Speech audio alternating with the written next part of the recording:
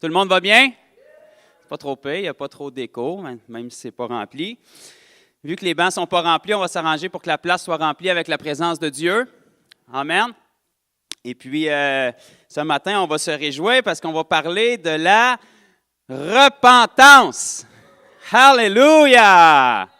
Donc, je laisse quelques secondes à ceux qui veulent quitter, parce que généralement, ce n'est pas un mot qui est très, très populaire de nos jours. Mais pourtant, c'est un très beau mot. La repentance est un cadeau de Dieu pour nous. Combien est-ce qu'il y en a ici qui savent que Dieu ne donne pas des mauvais cadeaux? Si on veut un cadeau de quelqu'un, je pense que Dieu, c'est la bonne personne à choisir. Ces cadeaux pour nous sont bons. La parole de Dieu nous dit dans Proverbe que les bénédictions de Dieu sont là pour nous enrichir et ils ne sont suivis d'aucun chagrin. Donc, la repentance en fait partie. Amen. On va juste prier rapidement. Je sais que vous avez prié pour moi, mais je veux vraiment que ce soit Dieu qui fasse passer le message ce matin, puis pas moi, fait qu'on va lui demander de le faire. Père, on veut juste te remercier pour l'opportunité qu'on a d'être rassemblés à nouveau ici ensemble, Père. Père, je te remercie pour la parole que tu m'as commissionné d'apporter ce matin. Je te prie, Père, de disposer mon cœur, que je puisse l'apporter, Seigneur Dieu, comme toi tu veux que je l'apporte. Que tu puisses toucher les cœurs, Père, et produire du fruit en abondance avec cette parole. Père, je te prie que chacun de nous, on puisse recevoir cette parole et que ce soit avec conviction et pas avec condamnation, Seigneur. Qu'on puisse repartir d'ici transformé, Père, que ce ne soit pas une information simplement communiquée que je donne ce matin, mais que ce soit vraiment une révélation qui transforme nos vies, Seigneur, pour qu'on puisse être à ton image, dans le nom puissant de Jésus. Amen. Amen. Donc, avant de commencer, j'aimerais partager des petits témoignages, comme je fais toujours. Parce que semble-t-il que Jésus est encore vivant en 2018, donc il faut qu'on ait des témoignages pour le prouver. Et ça donne que j'ai ça. Et si on se voit la semaine prochaine, je vais encore en avoir, puis la semaine d'après, je vais encore en avoir parce que Jésus est vivant. Amen. Donc, cette semaine, comme à l'habitude, on a eu une rencontre avec des gens à la maison. Ce n'est pas toujours à la maison, mais Jésus est à la maison aussi. Donc, il y a des gens qui ont fait environ 2 heures, plus que 2 heures de route pour venir nous rencontrer. Ils viennent dans le coin de Thetford Mine, pas loin de là, parce qu'ils avaient besoin de guérison, puis ils voulaient entendre parler de Jésus. C'est pour ça qu'on est ici. Amen. Donc, c'est bon que les gens se déplacent pour ça. Et puis tout ça à cause d'un homme qui a été guéri il y a environ l'été dernier. Puis depuis ce temps-là, ça fait des dizaines et des dizaines et des dizaines de personnes qui nous envoient d'un petit peu partout à travers le Québec parce qu'il témoigne. Il n'est pas converti lui-même, mais c'est un des meilleurs évangélistes que j'ai vu. OK? Puis il était dans une espèce de rassemblement spirituel avec un guide quelconque. Puis la dame qui était à côté de lui en arrière, il a commencé à y partager qu'il avait été guéri. Il était tanné d'investir des centaines de dollars dans des chiro, puis il n'était pas capable de le guérir, puis il avait été guéri. Donc, la dame a posé la bonne question, « Mais qui es-tu allé voir? » Donc, il lui a dit, « Je suis allé voir Jonathan. » Et puis là, cette madame-là est intriguée, elle a cherché, puis là, elle s'est rendue à la maison pour nous rencontrer. Les gens qui vont dans des rencontres spirituelles, de guides spirituels et tout, c'est des gens qui cherchent. Ils ne sont pas à la bonne place, mais ils cherchent, ils ont une faim, ils ont une soif. Donc, quand ils tombent sur la vérité, bien, ils sont transformés. Et puis, ça s'est avéré qu'on a passé quelques heures ensemble. Ils sont descendus à 4 à la maison. Et puis, on a prié pour leurs besoins. Et puis, cette dame-là a dit, « Je ne veux pas partir. » Naturellement, on leur a annoncé l'Évangile parce que c'est toujours ça le but. Et puis, cette dame-là a dit, il était rendu 10 heures, peut-être 10h15, 10h30, puis il devait quitter pour 10 heures. Elle a dit, « Je ne veux pas partir sans être baptisé. » J'ai dit, « C'est excellent, j'ai un bain puis de l'eau. » OK? Parce que c'est ça la réponse au message de l'Évangile. Que pouvons-nous faire pour être sauvés? Si tu me poses cette question-là, tu vas avoir la même réponse que Pierre a donnée. Repens-toi, sois baptisé et sois rempli du Saint-Esprit. Donc, on l'a baptisé dans le bain. Et puis, à sa sortie de l'eau, elle a été délivrée de mauvais esprits parce qu'il y a une puissance dans le baptême d'eau quand le cœur est repentant. Et puis, cette dame-là, elle a été délivrée. Elle nous a témoigné que, elle avait touché au tarot, elle avait touché au Ouija, plus jeune, toutes sortes de trucs que les gens font par ignorance bien souvent. Mais l'ennemi n'est pas ignorant. Donc, elle était prise avec beaucoup de problèmes, des problèmes de santé aussi. Puis, elle nous a témoigné, naturellement, quand elle est sortie de l'eau, elle avait les yeux fermés, puis elle a été délivrée de 3 démons, puis elle a vu les 3 endroits dans sa vie où est-ce que c'était rentré en elle. Et elle est repartie, elle était remplie de joie. Et puis, elle me réécrit des messages au courant de la semaine que je veux vous lire parce qu'elle m'a donné sa permission de le faire. Parce que quelqu'un qui rencontre Jésus, généralement, il est dans la joie, puis cette dame-là est dans la joie. Elle dit qu'elle n'a jamais été heureuse comme ça. Et puis, elle nous a partagé que on n'était pas au courant de tous ses problèmes de santé. Mais quand elle est descendue dans les eaux du baptême, la vieille personne est morte. Donc, la nouvelle qui est sortie en Christ devrait être remplie de vie et de santé. Elle nous a écrit « Pour chaque décision que je prends, je demande d'être conduite par l'Esprit de Christ qui me fortifie. » Un peu plus tôt en soirée, alors que je priais pour sentir le Saint-Esprit, je me suis mise à parler en langue. Je me sentais soulevée et vraiment remplie de joie d'un tel amour. Je pleure souvent de joie et de reconnaissance depuis hier. Naturellement, c'était le lendemain qu'on l'avait baptisé. Il y avait tant d'années que je désirais être libéré et recevoir la présence du Saint-Esprit en moi. Au sujet du diabète, on ne savait pas qu'elle avait du diabète, elle nous a dit « Je prenais 4 injections d'insuline par jour en plus de 2 sortes de pilules. Ma dernière injection remonte à lundi midi. » On l'a baptisé lundi soir dernier. Elle dit « Je prends mes comprimés depuis, je suis rempli de force, de joie de vivre. Jésus m'a sauvé et libéré, je lui en serai toujours reconnaissante. Soyez bénis vous aussi, bonne fin de semaine, que Dieu vous bénisse encore et vous comble des fruits de l'Esprit. » Donc ça, c'est une personne qui a rencontré Jésus parce qu'elle a entendu le message de l'Évangile et elle y a cru. OK? Tout simplement, si c'est écrit dans la parole, il faut que ça fonctionne encore aujourd'hui. Si ça ne fonctionne pas bien souvent, c'est parce qu'on fait quelque chose de pas correct. Si on fait ce que la Bible dit, il faut que ça fonctionne. Quelqu'un qui entend l'Évangile et qui place une foi sur l'Évangile puis qui se repent, la puissance de Dieu doit le sauver. Et c'est ce qu'on appelle la repentance, et il y a une puissance dans la repentance. Et tristement, ce qui est vraiment déplorable, c'est qu'aujourd'hui, c'est un mot dont les chrétiens ont peur la majorité du temps. Quand on parle de repentance dans une église, les gens deviennent blancs, commencent à trembler. Si tu dis repentance 2 fois dans la même phrase, tu te fais accuser d'être légaliste, d'être sous la loi. Mais pourtant, c'est un mot qu'on retrouve beaucoup dans la parole. Si vous regardez l'Église primitive, quand je parle de l'Église primitive, on parle avant les lettres de Paul. On parle dans le livre des Actes, la première génération de croyants. Comment ça se fait que la première génération de l'Église primitive, une poignée d'hommes, les 120 qui ont reçu le Saint-Esprit dans la chambre haute, ont commencé à prêcher avec une poignée d'hommes. Les gens se convertissaient et étaient transformés par milliers. En 2 chapitres du livre des Actes, on a 8000 conversions. C'est quand même un pas pire réveil. Le jour où ça va arriver à Granby, je pense qu'on va en entendre parler. Avec une poignée d'hommes, les gens étaient convertis, leur vie était transformée, puis sachant très bien à quoi ils s'engageaient. Dans le livre des Actes, quand les gens devenaient disciples de Jésus, ils venaient de signer leur arrêt de mort à court ou à long terme. Les gens sachant très bien à quoi ils s'engageaient. Comment ça que ces gens-là étaient frappés par la puissance du Saint-Esprit, avaient des vies transformées, puis pourtant, il n'y en a aucun d'eux autres qui a répété une prière de repentance selon ce que la parole nous dit. Alors qu'aujourd'hui, on a réduit le mot repentance à une prière pour se sauver de l'enfer. Si on réduit le message, on va avoir des résultats qui sont dilués aussi. Amen. Good preaching, brother. Donc, si on a les résultats qu'on a aujourd'hui, c'est parce que quelque part, on a dilué le message. Puis le message de repentance, c'est le message qui a toujours été annoncé. Donc, si on revient à la repentance biblique, on va avoir des vies transformées qui vont porter du fruit comme ils doivent en porter. Ce que je trouve triste aujourd'hui avec la repentance qu'on annonce et comment qu'on le présente avec la prière de repentance et tout ça, c'est qu'on amène tous les bons côtés de Jésus aux gens, puis rendu au bout du compte, on ne les amène pas ce qu'ils doivent faire. On les pousse à répéter une prière pour se sauver de l'enfer. Le salut, ce n'est pas ça. Si tu viens à Jésus parce que tu as peur de l'enfer, il y a quelque chose qui cloche. La Bible nous dit que c'est la bonté de Dieu qui nous pousse à la repentance. C'est vrai que Dieu est bon. Il faut continuer à prêcher ce message-là. Dieu est bon, il est tout le temps bon, puis il va toujours rester bon. C'est sa bonté qui nous pousse à la repentance, mais il faut qu'il y ait une repentance. On a besoin de se repentir. La Bible nous dit de se repentir. Dieu dit qu'on doit se repentir. Donc forcément, Dieu doit avoir raison. Comment le message est annoncé aujourd'hui, souvent les gens répètent une prière et ils n'ont même pas entendu l'Évangile.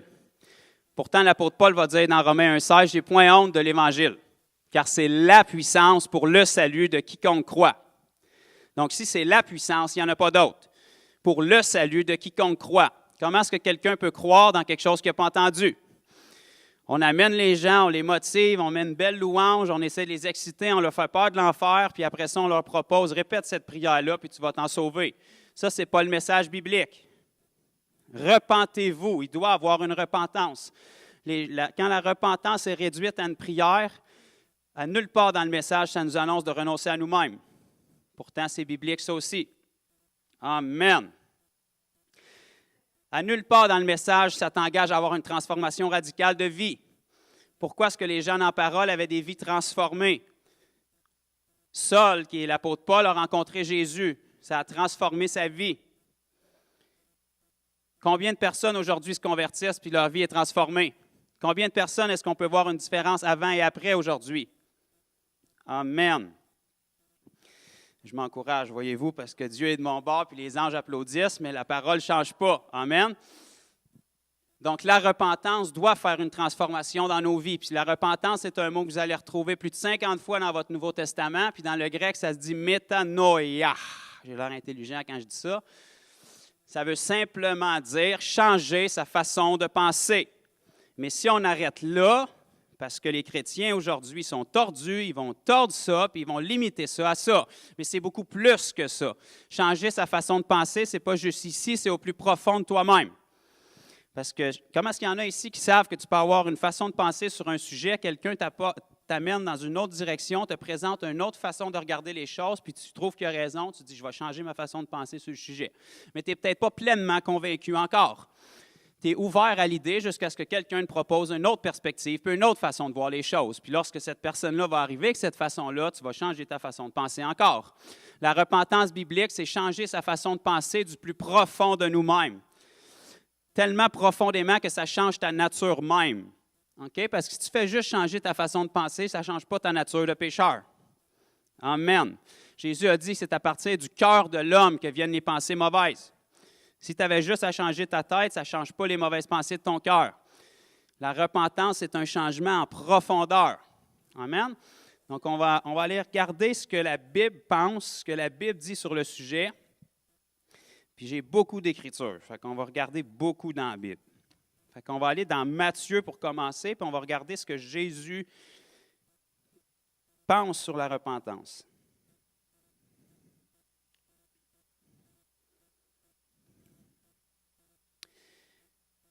Matthieu chapitre 4 et le verset 17.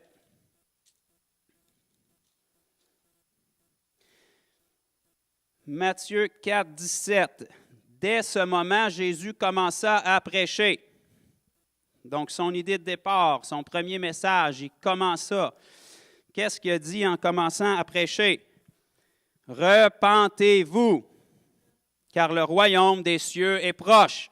Est-ce qu'il est encore proche en 2018? Oui, forcément, il est encore plus proche. Est-ce qu'il y a une différence entre les hommes à qui Jésus s'adressait à ce moment-là et nous aujourd'hui? C'est le même message. C'est le message pour les gens qui sont en dehors des murs, mais tristement, aujourd'hui, on est rendu à un point où on a souvent besoin de prêcher la repentance à l'intérieur des murs aussi. Jésus a commencé son ministère en parlant de repentance puis en annonçant le message de repentance, qui d'ailleurs était le même message que Jean-Baptiste qui le précédait annonçait. C'est vrai? Jean-Baptiste baptisait les gens du baptême de repentance. Jésus a commencé son ministère en parlant de repentance. Est-ce qu'il a changé d'idée en cours de route? On va aller voir dans Matthieu 11, verset 20.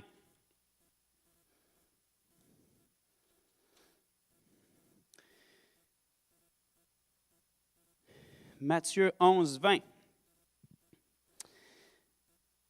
Alors il se mit, c'est Jésus ici, alors il se mit à faire des reproches aux villes dans lesquelles il avait eu lieu la plupart de ses miracles, parce qu'elles ne s'étaient pas repenties. Est-ce que ça a dénaturé Jésus? Est-ce que ça l'empêchait de faire des miracles dans ces villes-là? Non. La volonté de Dieu, l'amour de Dieu, puis le message était la même pour ces villes-là. Il a fait les mêmes miracles, il a manifesté la même puissance, il a annoncé le même message, mais il leur a reproché qu'ils ne s'étaient pas repentis. Il a dit, si les miracles qui se sont faits chez vous se seraient faits dans d'autres villes, ça ferait longtemps qu'ils se seraient repentis en prenant le sac et la cendre. Le message de repentance est le même. On va aller voir ce que Jésus a dit dans Luc.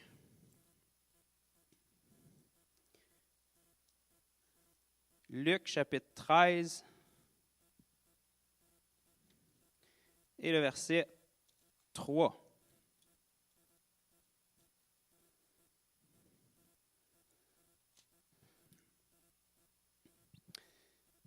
Jésus est en train de parler à un autre groupe ici et leur dit, « Non, je vous le dis, mais si vous ne vous repentez, qu'est-ce qui est écrit ensuite? »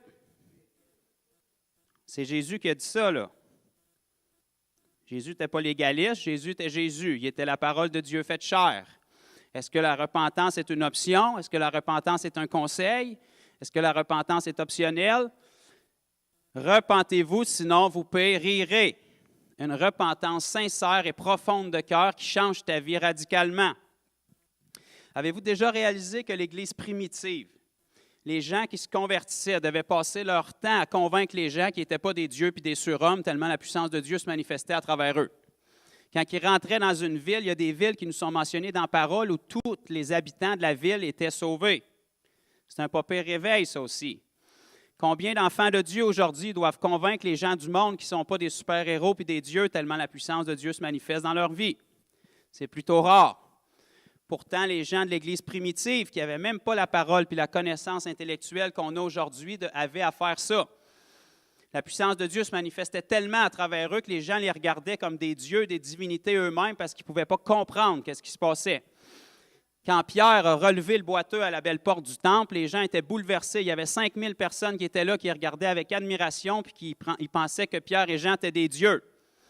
Pierre et Jean ont dû leur expliquer qu'ils étaient des hommes de la même nature qu'eux autres, puis c'est Jésus qui avait fait le miracle à travers eux. Ça devrait être la même chose à travers nos vies. On devrait avoir à expliquer aux gens du monde qu'on est des humains comme eux. C'est la puissance de Dieu qui fait les miracles à travers nos vies. On devrait avoir des vies assez radicales, assez désirables que ça les bouleverse. Que même s'ils ne veulent pas croire dans le message, ils sont bouleversés par les résultats et les fruits qu'on porte dans notre vie. Amen. Good preaching, brother. Est-ce que Jésus était d'accord avec la repentance? Bien, on vient de voir ici dans 3 Écritures qu'il semblerait que c'était le point tournant de son message. C'était l'essentiel de son message. On va aller voir la perspective d'un homme qui est en enfer en ce moment depuis très longtemps. Qu'est-ce qu'il pense de la repentance? Dans Luc 16, le passage où Jésus parle du mauvais riche et de Lazare. Luc 16 et le verset 30. Ici, on a un homme qui a une perspective peut-être différente de nous. Il est en enfer, il est condamné, puis il est là depuis très longtemps. Minimum 2000 ans. Pour s'en rentrer dans le contexte, ceux qui ne connaissent pas l'histoire, la majorité des chrétiens devraient la connaître, mais Lazare, le mauvais riche était en enfer et il voyait Abraham et Lazare dans le sein d'Abraham. Et il demandait à Lazare qu'Abraham l'envoie pour mouiller son doigt, pour venir mettre quelques gouttes d'eau parce qu'il souffrait cruellement en enfer. Okay? Ce n'est pas une place de party, l'enfer. C'est une place de torture, c'est une place que tu es séparé de Dieu, puis c'est pour l'éternité. Regardez ce qu'il dit ici. Il dit non, il voulait qu'Abraham envoie Lazare pour ressusciter, pour aller annoncer le même message à ses frères, pour pas qu'ils se ramassent à la même place que lui. Un homme qui est en enfer pour l'éternité ne voulait pas que ses frères se ramassent là. Il lui dit, non, Père Abraham, si quelqu'un des morts va vers eux, ils se repentiront. Si l'homme qui est en enfer réalise que ses frères doivent se repentir, ça doit avoir une importance d'avoir un cœur repentant. Amen. On va aller regarder ce que les disciples de Jésus qui ont pris le message de Jésus ont fait avec ce message-là. Marc, chapitre 6.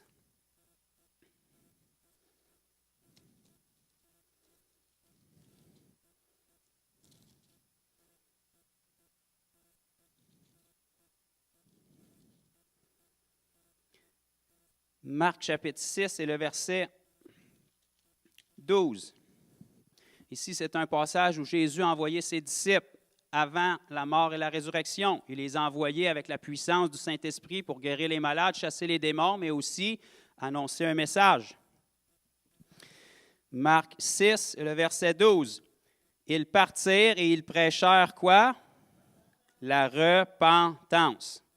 Ils chassaient beaucoup de démons, ils oignaient d'huile beaucoup de malades et les guérissaient. Le même message avant la résurrection était le message de repentance. le même message que Jésus annonçait, le même message que Jean-Baptiste a annoncé avant Jésus.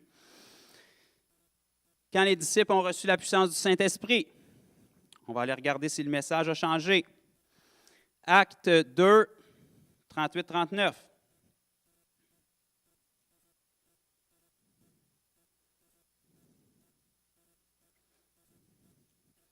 On voit beaucoup d'écritures aujourd'hui parce que je veux faire ressortir comment est-ce que la repentance est présente dans la parole, à tous les niveaux, à toutes les époques. Acte 2, la puissance du Saint-Esprit est descendue dans la chambre haute sur les 120 qui étaient là. Au bruit que ça le fait, parce que quand la puissance de Dieu se manifeste, ça fait du bruit. Les gens ont accouru. Naturellement, dans la foule, il y en a qui se moquaient. Il va encore avoir des gens qui se moquent devant la puissance de Dieu. Aujourd'hui, ça ne change pas. Ce n'est pas grave. On les bénit, mais il y en a toujours dans le groupe qui vont être touchés. Il y en a toujours qui ont un cœur sincère, qui ont faim et soif de vérité. Sur la foule qui était là, il y en a 3000 qui ont eu le cœur vivement touché, puis ils ont réalisé que si tu fais une erreur dans ta vie, celle de tuer le Fils de Dieu, c'est une pas pire erreur. Ils ont dit, qu'est-ce qu'on peut faire pour être sauvé? On a fait une erreur, une mauvaise erreur. Il est-tu trop tard? Qu'est-ce qu'on peut faire pour être sauvé? Et l'apôtre Pierre, rempli de la puissance du Saint-Esprit, a annoncé le premier message de l'ère de l'Église duquel nous faisons partie aujourd'hui. Et il leur a annoncé fièrement, « Repentez-vous et que chacun de vous soit baptisé au nom de Jésus-Christ pour le pardon de vos péchés. Et vous recevrez le don du Saint-Esprit. » Repentez-vous. Le même message. S'il n'y a pas de repentance, il n'y a rien d'autre qui a de la valeur après.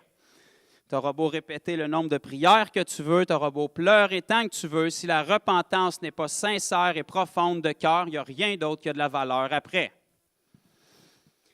On va aller regarder plus loin dans le livre des Actes. Acte 3. On tourne juste une page. Acte 3, versets 19 et 20. Le même apôtre Pierre va dire, verset 19, acte 3, 19, « Repentez-vous donc et convertissez-vous pour que vos péchés soient effacés ou pardonnés. » Est-ce qu'on commence par la repentance encore une fois?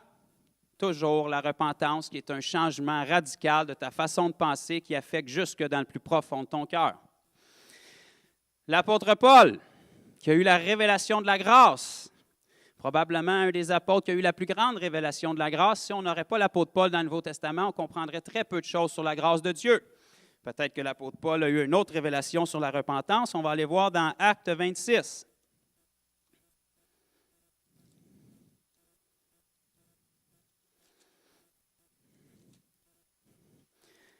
Actes des Apôtres, chapitre 26, et le verset 19.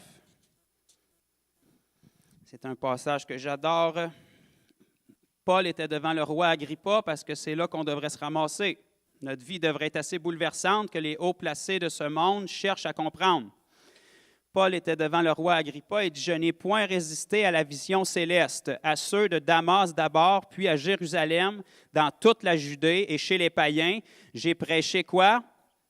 La repentance et la conversion à Dieu. » Puis l'apôtre Paul savait qu'au fil du temps, l'homme était devenu tordu de plus en plus en entendant le mot repentance. Fait qu'il spécifiait ici avec la pratique d'œuvres dignes de la repentance.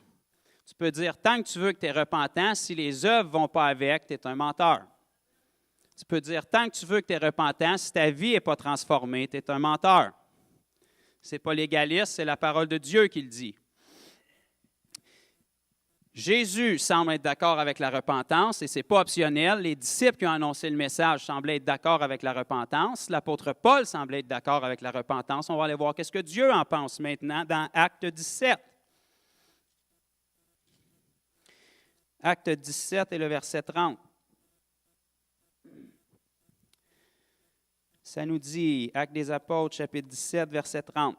Dieu, sans tenir compte des temps d'ignorance, annonce maintenant à combien d'hommes? Tous les hommes, et les femmes aussi. Où est-ce qu'il annonce ça? En tout lieu. Est-ce que Sainte-Cécile, c'est un lieu?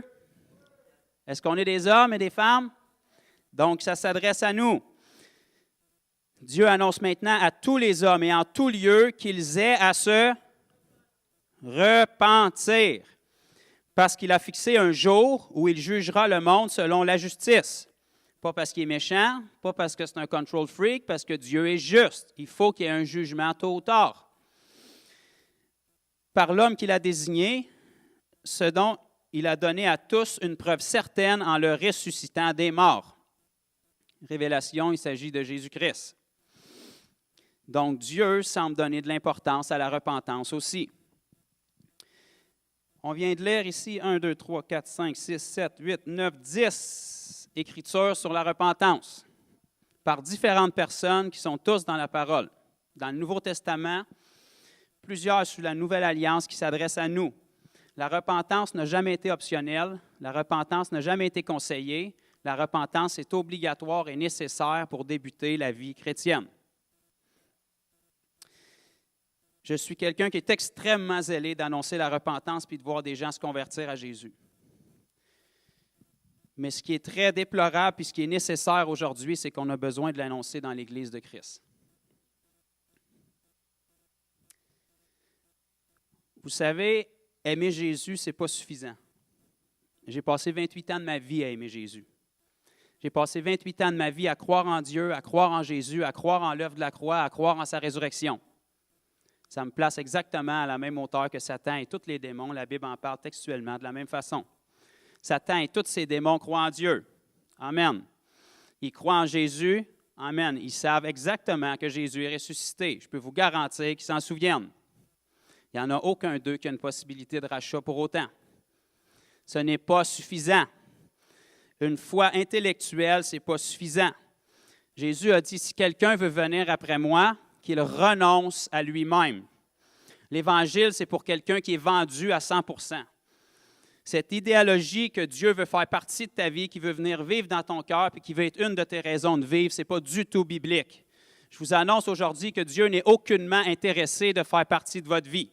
Il n'est aucunement intéressé d'être une de notre raison de vivre. La Bible nous dit qu'il veut être notre vie. Jésus a dit, je suis le chemin, la vérité et la vie. Tu n'es pas supposé d'avoir d'autres vies en dehors de Jésus. L'apôtre Paul, dans Galates 2,20, va dire, si je vis, ce n'est plus moi qui vis, c'est Christ qui vit en moi. Je n'existe plus dans l'équation, c'est Christ. L'apôtre Paul va même nous dire dans Philippiens que s'il vit, c'est pour Christ, s'il meurt, c'est pour Christ. Pour lui, la mort, c'est un gain. Notre seule raison de vivre, c'est Jésus. Il faut se détromper puis arrêter d'être séduit. Si on ne s'est pas levé ce matin pour glorifier Jésus puis le connaître plus, puis on ne se couche pas ce soir pour le connaître plus intimement, puis pour grandir en lui, on est séduit, puis on est passé à côté du but, puis la raison pourquoi on est ici. Peut-être qu'on aime Dieu, mais on aime des choses plus que Dieu. Amen.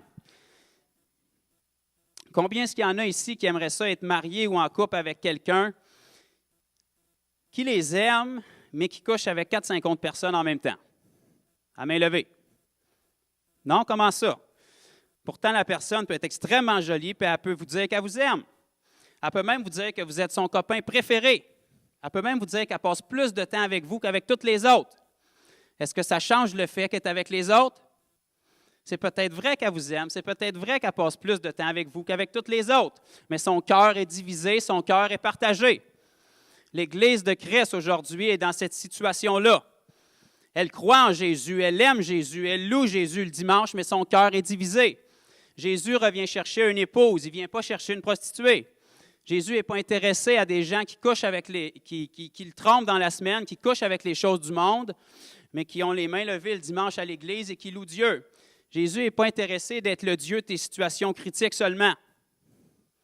Quand tu as un problème dans ta vie, soudainement, tu lèves les mains et tu pries à Dieu parce que tu fais partie du groupe de chrétiens, puis là, il faut qu'il t'exauce.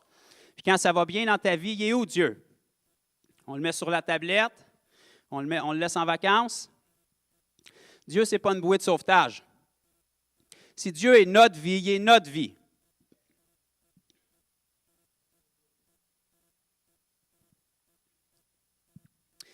Si on était dans un avion sur le point de s'écraser, puis je vous présente un parachute, puis je vous dis ça, c'est un parachute qui peut sauver ta vie. Est-ce que tu y crois? Vous allez peut-être me dire oui. Si je te pousse en bas de l'avion, ça ne te donnera absolument rien d'y croire en tombant. Tu auras beau y croire tant que tu veux que c'est un parachute, ça ne te sauvera aucunement, parce que ça reste une croyance intellectuelle. Si je te présente le parachute, puis je te dis ça, voici le fonctionnement, ça peut sauver ta vie si tu tombes. Si tu le prends, tu le mets, là, il va être efficace. Là, il va te servir à quelque chose. Si tu crois vraiment dans le message que je t'annonce, tu vas le mettre, puis là, il va te servir à quelque chose. C'est la même chose avec Jésus. Si tu crois vraiment dans le message de l'Évangile, tu vas y consacrer ta vie, puis rien de moins. Il va être le premier dans ton cœur et il va être le seul. Et ça doit transparaître dans notre vie. Jésus a dit quelque chose de formidable. Il a dit, vous reconnaîtrez l'arbre à ses fruits. Pas à ses paroles, à ses fruits. Combien est-ce qu'il y en a ici qui savent qu'on n'est pas obligé de déraciner un pommier pour savoir que c'est un pommier? Tu regardes ses fruits. Pierre a levé la main bien haut. Je peux te dire encore bien plus que ça. Si tu regardes un pommier et il n'y a pas de fruits dessus, dans sa saison, tu n'es même pas obligé de le déraciner pour savoir qu'il y a quelque chose qui cloche avec les racines. Les racines sont malades, sont sèches ou sont mal plantées, sont mal enracinées parce que les fruits témoignent de la racine de l'arbre. Les fruits dans nos vies témoignent de ce qu'il y a vraiment dans notre cœur. Amen. C'est pour ça que Jésus dit qu'on est appelé à porter du fruit et du fruit en abondance. Si les foules suivaient Jésus et ses disciples, ce n'est pas parce qu'ils étaient d'accord avec le message, bien souvent. La majorité du temps, ils n'étaient absolument pas d'accord, même les propres disciples de Jésus. Quand Jésus a parlé de manger sa chair et de boire son sang, la majorité de ses disciples sont partis. Okay? C'est un peu bizarre pour nous autres aujourd'hui, fait qu'imaginez-vous, il y a 2000 ans pour le peuple juif d'entendre ça. Mais Pierre, qui n'était pas d'accord non plus avec ce que Jésus disait, mais parce qu'il était toujours plus intelligent que les autres, a dit à Jésus, en d'autres mots, je ne suis pas d'accord non plus avec ce que tu dis, mais comme on sait que c'est toi qui as les paroles de la vie, bien, on va rester avec toi. Ça veut dire je me plie à ce que Jésus dit. La différence entre quelqu'un qui est vraiment repentant et quelqu'un qui n'est pas vraiment repentant, c'est que quelqu'un qui n'est pas vraiment repentant du plus profond de son cœur va dire « Je décide ce qui est bien, bon, agréable et favorable pour ma vie ». Quelqu'un qui est sincèrement repentant du plus profond de lui-même va dire « Je décide ce que Dieu dit qui est bon, favorable et agréable pour ma vie ». Mon opinion n'a rien à voir dans le processus. Ce que Dieu dit qui est bon pour ma vie, c'est ce qui va être dans ma vie parce que Dieu est ma vie. C'est ça, avoir Jésus comme Seigneur et Sauveur. Avez-vous déjà remarqué que dans le livre de l'Apocalypse, quand Jésus adresse ses lettres aux 7 églises, à aucune des églises, il va dire « Je connais ton cœur et tes intentions ». Non. Il va tout leur dire, je connais tes œuvres, je connais tes actions. Des bonnes intentions, ça ne change pas le monde. C'est tes actions qui vont faire la différence. Si le cœur est là, les actions vont suivre. Si Jésus avait été rempli de bonnes intentions pendant les 3 ans et demi de son ministère, personne n'aurait été guéri, personne n'aurait été délivré, aucun mort n'aurait été ressuscité. Parce que ce n'est pas les bonnes intentions qui changent le monde, c'est les actions que tu mets dessus. C'est la foi en action. Les actions démontrent ta foi. Les fruits dans ta vie démontrent ta foi. Amen. C'est en portant du fruit en abondance que les gens du monde voient la gloire de Dieu dans nos vies et qu'ils le désirent. Les gens ne sont pas intéressés que tu leur parles de Jésus. Ils n'en ont rien à faire pour eux. C'est un prophète, c'est un personnage historique, pareil comme tous les autres faux dieux de la planète. Là, ils vont être intéressés, c'est de voir ce que ça fait dans ta vie. Pourquoi est-ce que les gens achèteraient un produit qui ne te donne pas plus d'avantages dans leur vie, dans ta vie que dans la leur? Soyons francs, si les gens du monde regardent à la vie de la majorité de l'Église moderne aujourd'hui, il n'y a rien d'enviable et il n'y a rien de désirable. Pourtant, dans l'Église primitive, les gens voulaient absolument qu'est-ce qu'il y avait. Ils pensaient que c'était des dieux puis des surhommes, tellement la puissance de Dieu coulait à travers eux. On est les mêmes disciples de Jésus, on a le même Saint-Esprit, c'est le même message de repentance auquel on est supposé avoir adhéré. Donc, à quelque part, c'est parce que la prière de repentance a été mal saisie. Comment ça que ces hommes-là, qui n'ont jamais répété de prière de repentance, avaient des vies complètement transformées puis ils se repentissaient profondément? Parce qu'ils avaient saisi que de donner sa vie à Jésus, ce n'était pas de l'ajouter dans ta vie, c'était de renoncer à ta vie. De renoncer à ta vie pour la donner à Jésus. Jésus a dit, si quelqu'un vient à moi puis il ne me préfère pas, oui, il n'haït pas son père, sa mère, son frère, sa sœur, ses enfants, il ne peut être mon disciple. Aujourd'hui, dans l'Église moderne, si tu touches à une chose de cette liste-là dans la vie d'un enfant de Dieu, il lève le poing vers Dieu, il tombe dans l'épreuve, il tombe dans l'incompréhension, il est en haine, puis il part une chaîne de prière. Pourtant, ces choses-là, tu es supposé de les avoir délaissées pour donner ta vie à Jésus. Parce que Jésus est ton Seigneur et ton Sauveur. La majorité des gens aujourd'hui veulent un Sauveur. parce qu'ils réalisent qu'ils font des erreurs et qu'ils ont besoin d'un sauveur. Mais Jésus ne peut pas venir simplement en formule sauveur, il doit être Seigneur de ta vie aussi. Si tu n'acceptes pas sa seigneurie, tu ne peux pas accepter son salut non plus. Si tu veux qu'il te sauve et qu'il te donne une nouvelle vie, il faut que tu te débarrasses de l'ancienne. C'est ça la repentance, une repentance sincère de cœur, pas pour notre intérêt. La majorité des gens aujourd'hui, tristement, ils se repentent pour leur intérêt. Vous savez, les gens du monde passent leur temps à se repentir. Tu prends une mauvaise décision, tu réalises que tu as fait une erreur, tu regardes où c'est que ça t'a mené, puis tu te dis ça, c'était une mauvaise décision, je regrette de l'avoir fait.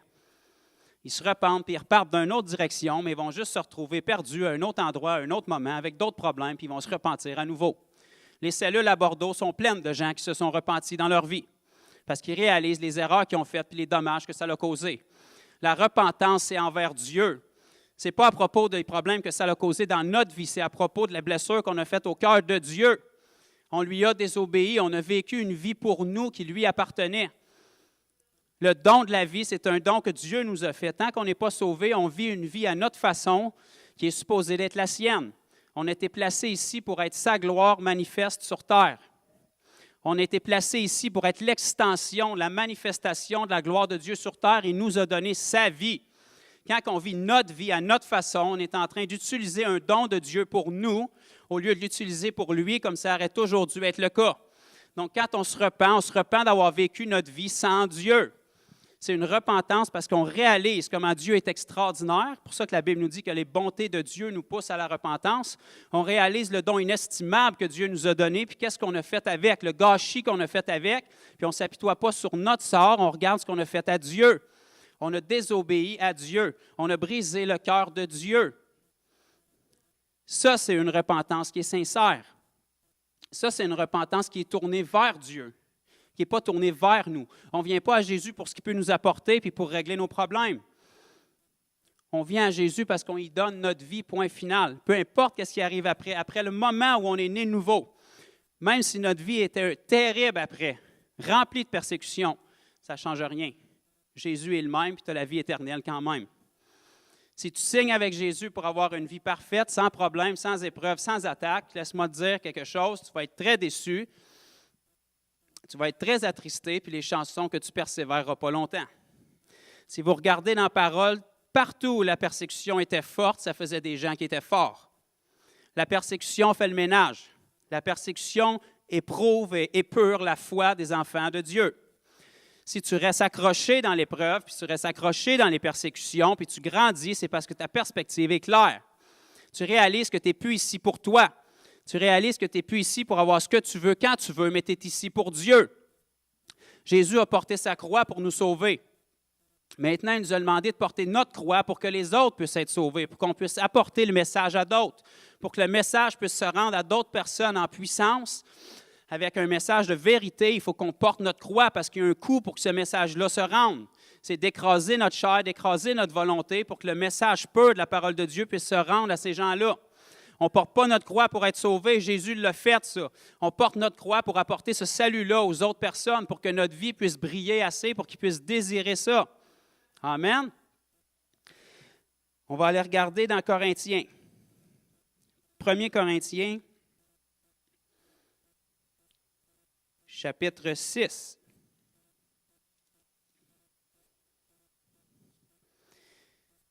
Et le verset 9.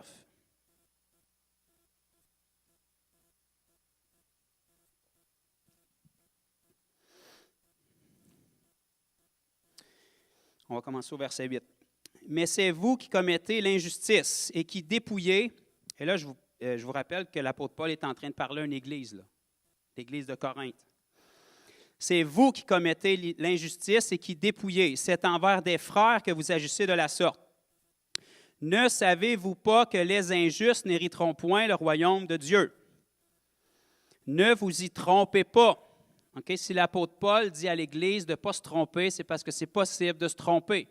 C'est possible d'être séduit. C'est possible de penser qu'on est dans un bon état et qu'on est correct, puis de ne pas l'être.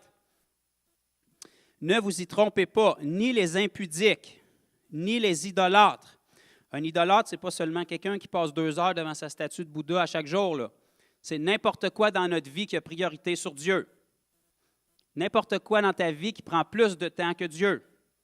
Ni les adultères, ni les efféminés, ni les infâmes, ni les voleurs, ni les cupides. Les cupides, c'est n'importe qui que l'argent que tu as passe avant Dieu. Si tu n'es pas prêt à semer généreusement dans le royaume de Dieu, il y a un problème. Tu es attaché à ton argent plus qu'à Dieu. Ni les ivrognes, ni les outrageux, ni les ravisseurs n'hériteront du royaume de Dieu. Est-ce que c'est optionnel? Non, aucune de ces personnes-là n'hériteront du royaume de Dieu. Mais l'apôtre Paul va dire ici, « Et c'est là ce que vous étiez quelques-uns d'entre vous. Mais vous avez été lavés, vous avez été sanctifiés, vous avez été justifiés au nom du Seigneur Jésus-Christ et par l'Esprit de notre Dieu. » Ce n'est pas un problème de se retrouver dans cet état-là. Tout le monde était pécheur avant. Le problème, c'est d'y demeurer. Dieu ne veut pas qu'on demeure dans nos péchés. Même si on a répété une prière il y a 10 ans, même si on pense qu'on est sauvé, si on a du péché dans notre vie, Dieu le voit. Tout est nu et découvert devant Dieu, celui à qui nous devons rendre compte. Et vous savez, le premier commandement, c'est « Tu aimeras le Seigneur ton Dieu de tout ton cœur, de toute ta force et de toute ta pensée. » Donc, tu n'as pas besoin de creuser creux. S'il y a une des 3 parties de toi qui n'est pas pleinement abandonnée à Dieu, c'est un péché. Tu désobéis à Dieu, arrête d'être séduit, puis tourne-toi vers Dieu. Si tout ton cœur, toute ta force, toute ta pensée ne sont pas investis pour Dieu, c'est parce qu'il y a quelque chose qui cloche. On ne doit pas rester dans cette situation-là. Si l'Église de Christ était remplie avec des gens qui aiment Dieu de tout leur cœur, de toute leur force et de toute leur pensée, le royaume de Dieu avancerait avec force. De tout ton cœur, ce n'est pas suffisant parce qu'il n'y a pas d'actions qui sont portées encore. Si tu rajoutes de toute ta force sur le tout ton cœur, là, il va y avoir des actions qui vont être portées. Là, ça va être visible aux gens du monde. Même si tu aimes Dieu de tout ton cœur, les gens du monde ne peuvent pas voir ça. Si tu aimes Dieu de tout ton cœur, de toute ta force et de toute ta pensée, ça va transparaître dans tous les aspects de ta vie. Si tu veux savoir où est le cœur de quelqu'un, parle avec lui pendant 5-10 minutes. S'il te parle de sa tondeuse, puis de ses enfants, puis de la température, puis que Dieu n'est pas dans la conversation, tu sais où est son cœur. Même s'il y a le fond d'écran chrétien, la sonnerie chrétienne, le poisson collé sur son char, ça ne donne rien. Ça, c'est des façades. On est très bon pour être des bons chrétiens évangéliques aujourd'hui. J'aime mieux que tu n'aies pas de poisson sur ton char, pas de fond d'écran chrétien, pas de chandail chrétien, mais que tu passes des heures sur tes genoux en prière à chercher Dieu, que tu pries, que tu jeûnes puis que tu obéisses, que tu aimes Dieu de tout ton cœur, de toute ta force et de toute ta pensée. Parce que ça va porter des fruits qui parlent plus aux gens. Vous savez, un inconverti qui voit un poisson sur ton char, là, il y a très peu de chances que ça le convertisse et qu'il tombe sous la puissance du Saint-Esprit. J'ai rien contre les poissons sur votre char, c'est très beau. OK? Mais c'est notre vie qui doit parler. La Bible dit qu'on doit être des épîtres vivants, vus et lus devant tous les hommes. Qu'est-ce que les gens voient en regardant notre vie? Qu'est-ce que les gens lisent en regardant notre vie? Les gens du monde qui ne connaissent pas la Bible devraient être capables de la lire dans nos vies. En nous regardant aller, ils devraient être capables de voir ce que la Bible dit. Ça devrait les pousser à aller voir dans la parole parce qu'ils sont perplexes face à la façon dont on vit notre vie. Parce qu'on vit à l'encontre du monde, on ne se conforme pas aux choses du monde. On est transformé dans notre intelligence, puis ça change nos actions. Amen. On va aller regarder dans 2 Corinthiens, chapitre 7.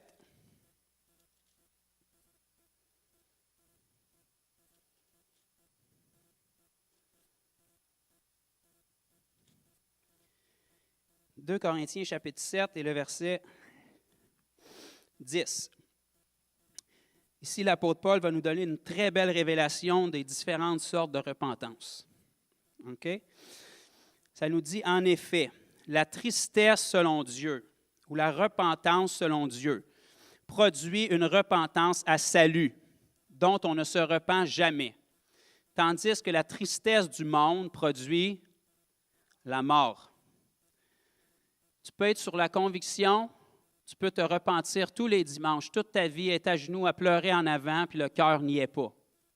Tu peux prendre une décision ferme de cœur sans verser aucune larme, puis ta vie va être transformée. C'est une décision de cœur. La tristesse selon Dieu, c'est que tu réalises que tes péchés ont blessé Dieu. Ça n'a rien à voir avec les dommages que ça a fait dans ta vie. Naturellement, quand il y a du péché, ça te détruit toi en premier. Mais la première chose qu'on réalise, c'est qu'on a mal utilisé la vie que Dieu nous avait donnée. C'est pour ça qu'on doit se repentir de toute notre vie avant Jésus. Beaucoup de gens dans les églises n'ont jamais eu cette vraie repentance-là. C'est pour ça qu'ils ne portent pas de fruits. Beaucoup de gens ont eu cette repentance-là, mais au fil des ans, à travers la religion, à travers l'habitude, ils ont laissé rentrer des choses dans leur vie naturellement. Ils ne vont jamais l'avouer. Si tu leur demandes c'est quoi qui règne dans leur vie, ils vont dire c'est Dieu. Après ça, c'est la famille, puis après ça, c'est les amis. OK? Mais regarde là où est le temps de quelqu'un, puis tu vas voir là où est son cœur. Si le seul temps que Dieu a dans sa journée, c'est une prière avant chaque repas, ce qui est déjà bon parce qu'on mange assez souvent qu'au moins ça fait quelques prières par jour, mais si le seul temps que quelqu'un a avec Dieu, c'est une prière avant chaque repas, bien, il aura beau dire que c'est Dieu qui est en premier dans sa vie. C'est faux.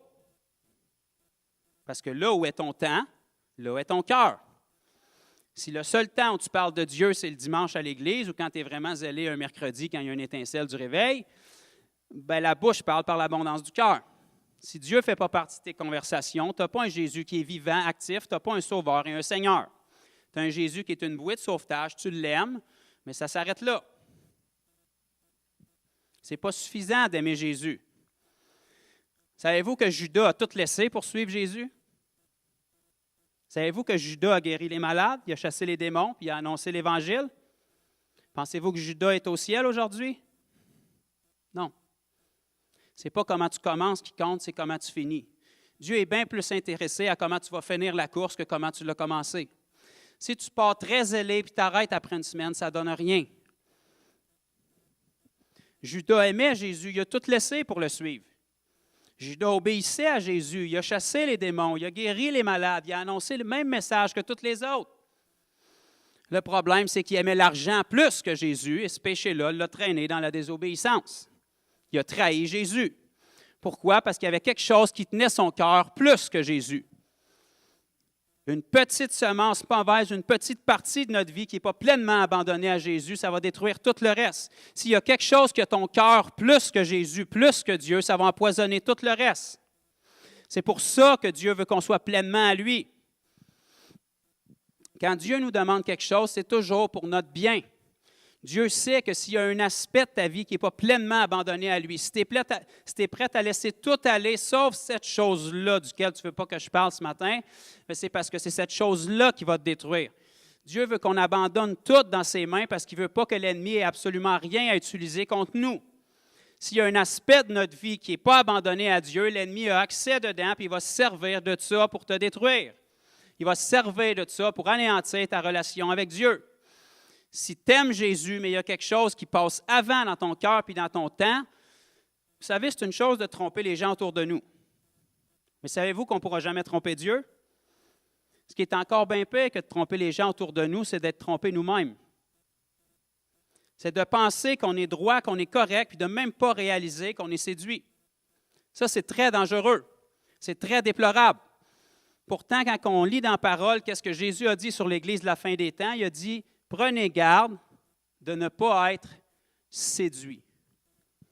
Pensez que tu es correct, pensez que tu es juste, pensez que tu fais partie du groupe quand tu ne le fais pas.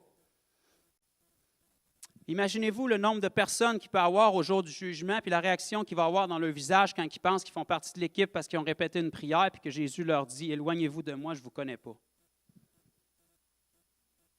Il est trop tard, là.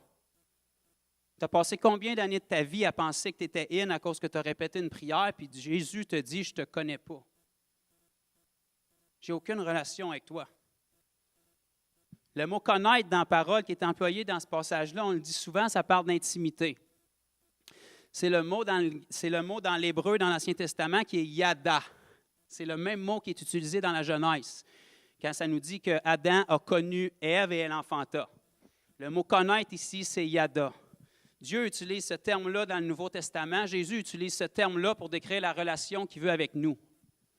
Connaître ta femme pour qu'elle enfante, c'est le niveau le plus ultime d'intimité que tu peux avoir avec une personne. C'est ça que Jésus désire avec ses enfants. Je ne veux pas que personne ici, puis aucun enfant de Dieu à travers la planète, puisse se faire dire par Jésus, « Retire-toi de moi, je ne te connais pas. » Le but du salut puis de notre vie avec Jésus, c'est de le connaître, lui, sa volonté, ses désirs. J'ai eu beaucoup de difficultés dans ma vie, comme la majorité des gens. Je ne suis pas là pour me plaindre, mais j'ai eu une année de ma vie en particulier qui a été plus terrible que toutes les autres. Et comme tout bon chrétien, j'ai commencé à prier quand ça allait mal. Okay? Parce que même si je n'étais pas sauvé, moi, je pensais que j'étais chrétien parce que j'avais répété la prière environ 2500 fois par mois toute ma vie. Fait qu'à l'âge de 13 ans, j'ai fait un deal avec Dieu, puis j'ai dit à Dieu, ça suffit, je ne répète plus la prière parce que je t'aime trop pour aller en enfer, donc à partir d'aujourd'hui, je suis sauvé. Mais ce n'est pas comme ça que ça marche. OK? Donc, j'ai vécu ma vie comme je voulais, à faire ce que je voulais, puis en utilisant Dieu pour m'en sortir. Puis naturellement, quand ça commençait à aller mal, très, très mal, et très, très, très, très mal, bien là, j'ai commencé à prier de plus en plus fort. Et après ma conversion, puis ma situation n'a jamais changé. Même si je priais, ça ne changeait rien. Après ma conversion, j'ai toujours resté avec ce questionnement-là devant Dieu, puis je disais à Dieu, ça a été le moment de ma vie où j'ai passé le plus de temps de prière avec Dieu, avant d'être sauvé. Et j'ai dit à Dieu, pourquoi tu n'as jamais intervenu? Je priais, je criais, je disais des belles paroles, je passais des heures par jour à prier pour m'en sortir. Et tout d'un coup, j'étais en train de lire la parole, puis Dieu me frappe dans Jacques. Je pense qu'on va aller le lire ensemble, ça vaut la peine.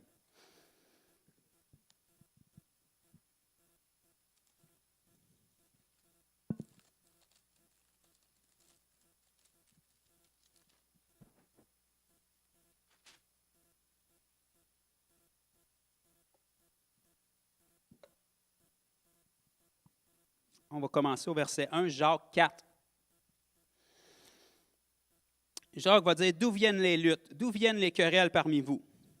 N'est-ce pas de vos passions qui combattent dans vos membres? Vous convoitez et vous ne possédez pas. Vous êtes meurtriers, envieux et vous ne pouvez pas obtenir. Vous avez des querelles et des luttes et vous ne possédez pas parce que vous ne demandez pas. Pourtant, Dieu sait que j'y ai demandé. J'y ai demandé pendant des heures, pendant des semaines, pendant des mois. Regardez ce qu'il dit ensuite. Vous demandez et vous ne recevez pas parce que vous demandez mal dans le but de satisfaire vos passions. Qu'est-ce que Dieu dit? Adultères que vous êtes. Ne savez-vous pas que l'amour du monde est inimitié contre Dieu? Celui donc qui veut être ami du monde se rend ennemi de Dieu. C'est un ou c'est l'autre. Ça m'a frappé comme une tonne de briques et j'ai vu mon année de prière et mes heures que j'avais passées à Dieu et à aucun moment dans cette année-là, je me suis soucié de ce que Dieu voulait. Toutes les prières que j'ai levées à Dieu, c'était pour moi. Dieu, sors-moi de cette situation-là qui est déplorable et qui détruit ma vie pour que je puisse continuer à vivre la vie que je vivais avant où j'étais bien, je n'avais pas besoin de toi. C'est exactement ça que j'étais en train de prier sans lui dire. À nulle part dans ces années, ces heures de prière-là, je me suis arrêté pour savoir c'était quoi la volonté de Dieu. C'est quoi qui lui plaisait, c'est quoi qu'il voulait, comment j'aurais pu être agréable à lui par ma vie. Les prières étaient centrées sur moi-même, mon bien-être, mon besoin, mon problème qui doit être réglé maintenant. Et c'est comme ça que beaucoup de chrétiens aujourd'hui vivent leur vie. Une repentance sincère envers Dieu, puis une vie de prière sincère envers Dieu, c'est à propos de ce que Dieu veut. On s'en fout de ce que nous on veut, c'est ce que Dieu désire pour nous. Toute prière qui est ancrée dans un motif qui est pour nous est sans valeur devant Dieu. Quand on prie, c'est la volonté de Dieu qu'on veut qu'il s'accomplisse dans nos vies. C'est le cœur de Dieu qu'on cherche à découvrir et à comprendre pour nos vies. Parce qu'on est là pour lui être agréable, pour lui plaire. Il y a un passage dans l'Ancien Testament que la majorité des gens connaissent où le prophète Élie a confronté les faux prophètes. Qui ont déjà lu cette histoire-là? C'est un fait saillant, c'est assez extraordinaire. Il a rassemblé les 850 faux prophètes de Jézabel et du roi Akab, puis il leur a lancé un défi. Il a dit, amenez-vous les prophètes, ça va être du 850 contre 1. Si votre Dieu est Dieu, il va répondre par le feu, puis si mon Dieu est Dieu, il va répondre par le feu, puis on va savoir une fois pour toutes c'est qui a le vrai Dieu. Et il a lancé ce défi-là devant le peuple d'Israël. Le peuple d'Israël, c'était les Juifs, c'était les enfants de Dieu. Si on transpose cette histoire-là en 2018, ce serait des disciples de Jésus comme nous aujourd'hui. Et la raison pourquoi Élie a lancé ce défi-là, c'était pour montrer au peuple d'Israël une fois pour toutes que Dieu est Dieu. Leur Dieu, c'est le Dieu d'Israël, le Dieu d'Abraham, d'Isaac et de Jacob. Ils n'ont pas besoin d'autres dieux. Le peuple d'Israël, quand ils sont sortis de l'esclavage d'Égypte, qu'ils sont entrés Dans le désert, ils ont tourné en rond pendant 40 ans parce qu'ils n'ont pas saisi la raison pourquoi Dieu les amenait là. Dieu les amenait dans le désert pour qu'ils apprennent à le connaître, lui, avant de les amener dans la terre promise. Dieu n'avait aucun problème avec la terre promise. Il peut te donner ce qu'il veut, quand il veut, comme ça. C'était une très petite marche entre l'Égypte et la terre promise. Pourtant, ils ont tourné en rond pendant 40 ans. Parce que Dieu avait dit à Moïse, « Fais sortir mon peuple pour qu'il puisse venir m'adorer dans le désert. » Quand ils sont sortis d'Égypte, ils ne sont pas allés l'adorer dans le désert, ils sont allés critiquer dans le désert. Ils ont tourné en rond en critiquant, puis en étant témoins de la puissance de Dieu pendant 40 ans. Mais au lieu d'avoir leurs yeux sur la puissance de Dieu, puis d'apprendre à connaître leur Dieu, ils avaient leurs yeux sur la terre promise. Où est la terre promise? Ils ne cherchaient pas Dieu, ils cherchaient ce qu'ils voulaient avoir. Et c'est comme ça la majorité du temps qu'on vit notre vie avec Dieu. On ne cherche aucunement les intérêts de Dieu, on cherche ce qu'on veut. Mais comment est-ce qu'il y en a qui savent que la majorité du temps, ce qu'on veut, ce n'est pas ce qu'on a besoin? Dieu n'est pas intéressé de te donner ce que tu veux, il veut te donner ce que tu as besoin. Dieu sait ce que tu as besoin, puis il veut pour toi. Les enfants d'Israël ont passé 40 ans à tourner en rond parce qu'ils avaient leurs yeux sur ce qu'ils désiraient, sur leur situation, sur leur petit nombril. Ils n'étaient pas capables de remercier Dieu qui les nourrissait dans le désert. Ils n'étaient pas capables de remercier Dieu qui les dirigeait dans le désert par la nuée de jour puis la colonne de feu de nuit. Ils n'étaient même pas capables de rendre grâce à Dieu pour les vêtements qui s'agrandissaient avec eux autres. Ils n'étaient même pas capables de rendre grâce à Dieu pour Dieu qu'ils avaient fait traverser la mer Rouge puis qu'ils avaient enseveli l'armée de Pharaon. Ils avaient leurs yeux juste sur leur propre situation.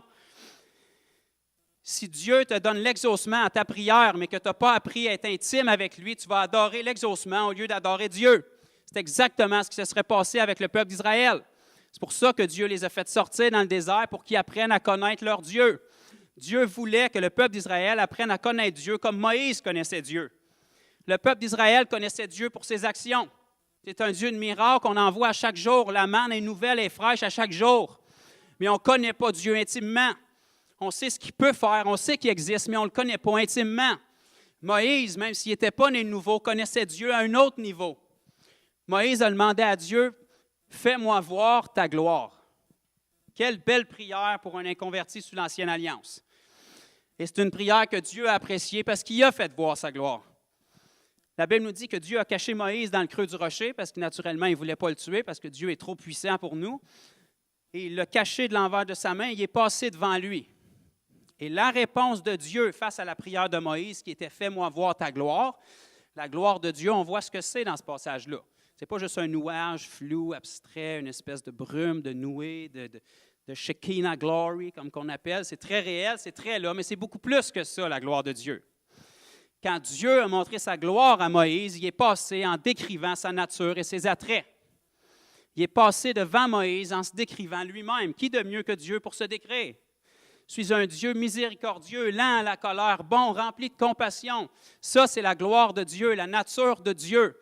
Moïse cherchait à connaître Dieu intimement. Puis si vous allez remarquer, c'est lui qui a eu les rencontres les plus intimes avec Dieu. Puis quand Dieu se présentait, le peuple tremblait, mais Moïse était rempli de joie. Pourquoi? Parce que Moïse connaissait son Dieu. Le peuple d'Israël était sous la crainte parce qu'ils vivaient dans le péché, ils ne connaissaient pas leur Dieu, ils voulaient se servir de Dieu pour leurs besoins. Si Jésus reviendrait chercher son Église maintenant, on verrait ceux qui tremblent et ceux qui ne tremblent pas. Parce que si tu es intime avec Dieu, tu vas être rempli de joie que Jésus revienne. Tu vas être rempli de joie de le rencontrer. Si tu n'es pas intime avec Dieu et tu as des péchés cachés dans ta vie, tu vas trembler. Parce que tu sais que tout est nu et découvert devant celui à qui nous devons rendre compte. Tu peux te cacher devant les gens autour de toi, mais tu sais que devant Jésus, on ne pourra jamais rien cacher. Ce que Dieu désire de nous, c'est une relation intime, c'est une relation de cœur. Puis ça, il n'y a pas de raccourci, c'est du temps. Du temps avec Dieu par la foi, sur nos genoux, dans notre chambre, dans ton char, dans ta salle de bain, dans ton grenier, je m'en fous. Il n'y a pas de couleur de tapisserie qui empêche Jésus d'agir. Enferme-toi où tu veux, mais donne-y du temps. Du temps de qualité. Jésus a dit, la vie éternelle, Père, c'est de te connaître. Le prophète Daniel, dans l'Ancien Testament, parlant des croyants des derniers jours, va dire, ceux qui connaissent leur Dieu feront de grands exploits. Pas juste des exploits, de grands exploits. Pas ceux qui disent qu'ils connaissent, ceux qui connaissent. Ceux qui sont intimes avec Dieu, ceux qui passent du temps avec Dieu, ceux qui connaissent le cœur de Dieu, ceux qui cherchent à plaire à Dieu. Ceux qui ne cherchent pas à avoir ce qu'ils veulent, mais qui cherchent ce que Dieu veut pour leur vie. C'est ce peuple-là qui va accomplir de grands exploits. Et c'est à travers ces exploits-là que le réveil va éclater. C'est à travers ces exploits-là que les gens du monde vont désirer ce qu'on a. Amen.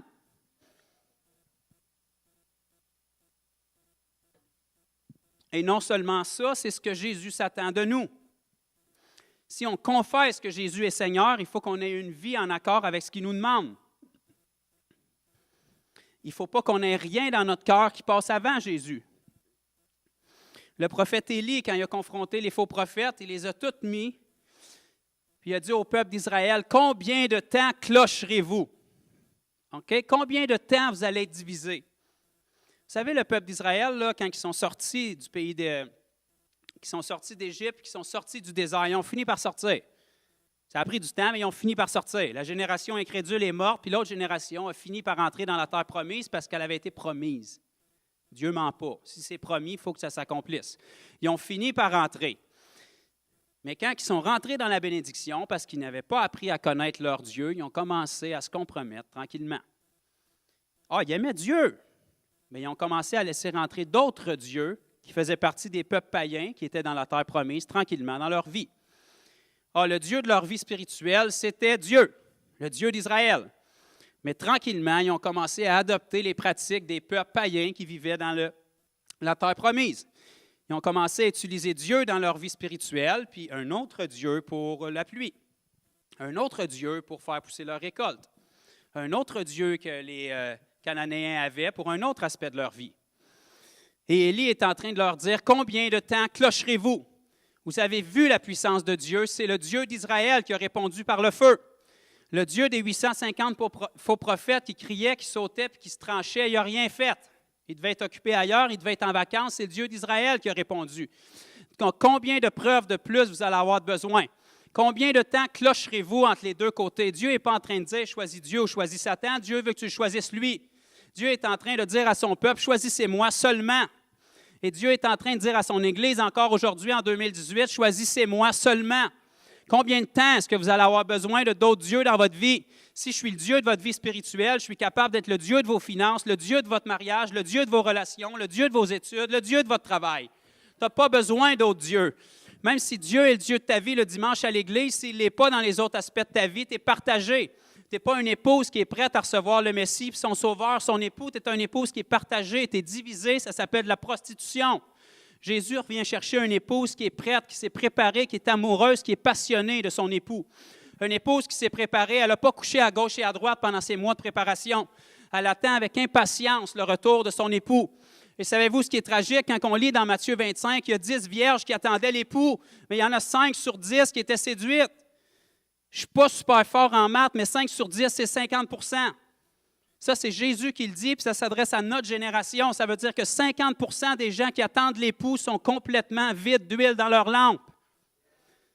Ça, c'était une bonne place pour dire Amen, puis c'était une bonne place pour réaliser dans quel état qu'on est. Puis savez-vous, ce qui est encore plus triste, c'est jusqu'à temps que le cri de minuit se passe dans Matthieu 25, les 5 qui n'avaient pas d'huile, ils n'étaient même pas conscients qu'il n'y en avait pas.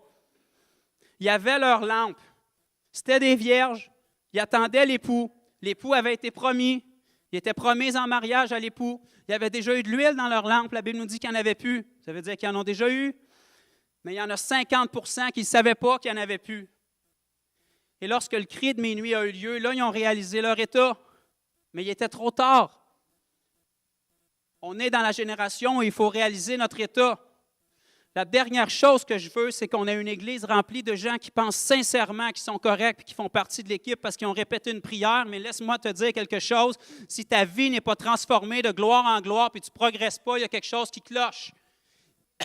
Si tu ne portes pas du fruit en abondance, on n'a pas besoin de déraciner l'arbre pour regarder les racines, il y a quelque chose qui cloche. Si tu ne portes pas du fruit en abondance, c'est parce qu'il y a quelque chose qui empoisonne ta racine. Ça, c'est le péché et la négligence, tôt ou tard. Vous savez, ce qui séduit les croyants, ce n'est pas des péchés apparents comme ça. OK? Satan n'arrivera jamais pour séduire quelqu'un avec un péché puis une pancarte ou un ligne qui clignote gros comme ça, là. Un enfant de Dieu, il a une certaine connaissance de la parole, il ne tombera pas dans des panneaux faciles. Il va être séduit avec des choses qui ont l'apparence. C'est comme ça que Satan est. Ils vont être séduits avec des choses qui ont l'apparence. Si tu es un bon chrétien et que tu aimes Dieu, ça n'arrivera pas du jour au lendemain. Il va commencer par occuper ton temps avec des choses chrétiennes. pour que tu n'aies plus de temps pour Dieu. Tu vas passer assez de temps à servir dans l'Église, à t'impliquer dans des bonnes œuvres, que tu n'auras plus de temps pour Dieu. Mais tu as l'impression de travailler pour Dieu parce que tu fais des choses pour Dieu, mais ta relation avec Dieu, tu la négliges. Parce que tout ce que tu fais doit venir de ta relation avec Dieu. Puis c'est quand tu commences à négliger la relation que tranquillement, tu te refroidis, puis tranquillement, tu vas chuter. Tous les hommes et les femmes de Dieu qui ont marqué l'histoire puis qui ont mal terminé, parce qu'il y en a beaucoup qui ont mal terminé, ça s'est passé tranquillement, parce qu'ils ont négligé leur relation avec Dieu. Parce qu'ils marchaient tellement dans la puissance de Dieu qu'ils ne réalisaient pas leur état. Vous savez, les hommes et les femmes de Dieu qui ont eu des ministères de gloire, de miracles, quand tu passes une soirée à voir des centaines de personnes de guéries, tu es sûr que Dieu est avec toi. Exactement comme Judas. Mais si tu ne passes pas de temps intime avec Dieu, Dieu peut te dire « Retire-toi de moi parce que je ne te connais pas. Tu ne me connais pas, puis je ne te connais pas. » Même si, comme Judas, tu as guéri les malades, même si, comme Judas, tu as chassé les démons, retire-toi de moi, je ne te connais pas.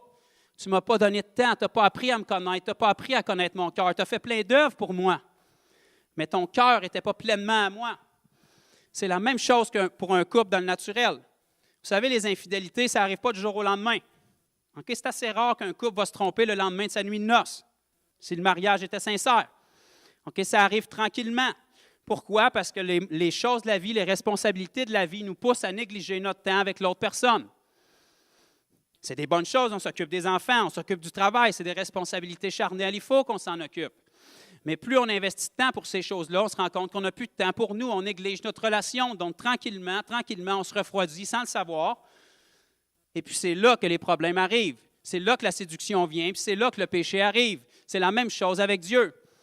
On remplit notre vie avec plein de choses qui peuvent être des bonnes choses en apparence, mais ces choses-là ont notre cœur et notre temps plus que Dieu. On néglige notre relation avec Dieu, puis on finit par être séduit, puis tomber dans un panneau qu'on n'aurait jamais tombé dedans 10 ans auparavant. Quand on était passionné pour Dieu, on n'aurait jamais tombé dans ce panneau-là.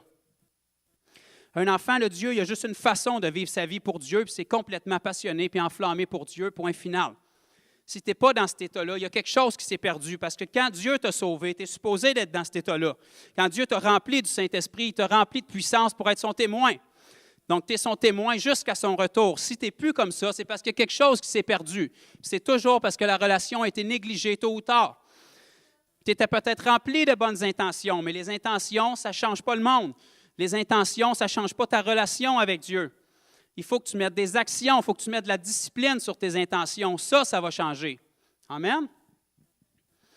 Les disciples de Jésus étaient remplis de bonnes intentions. Pourtant, ils l'ont toutes renié puis ils se sont tous sauvés le temps où Jésus s'est fait enlever.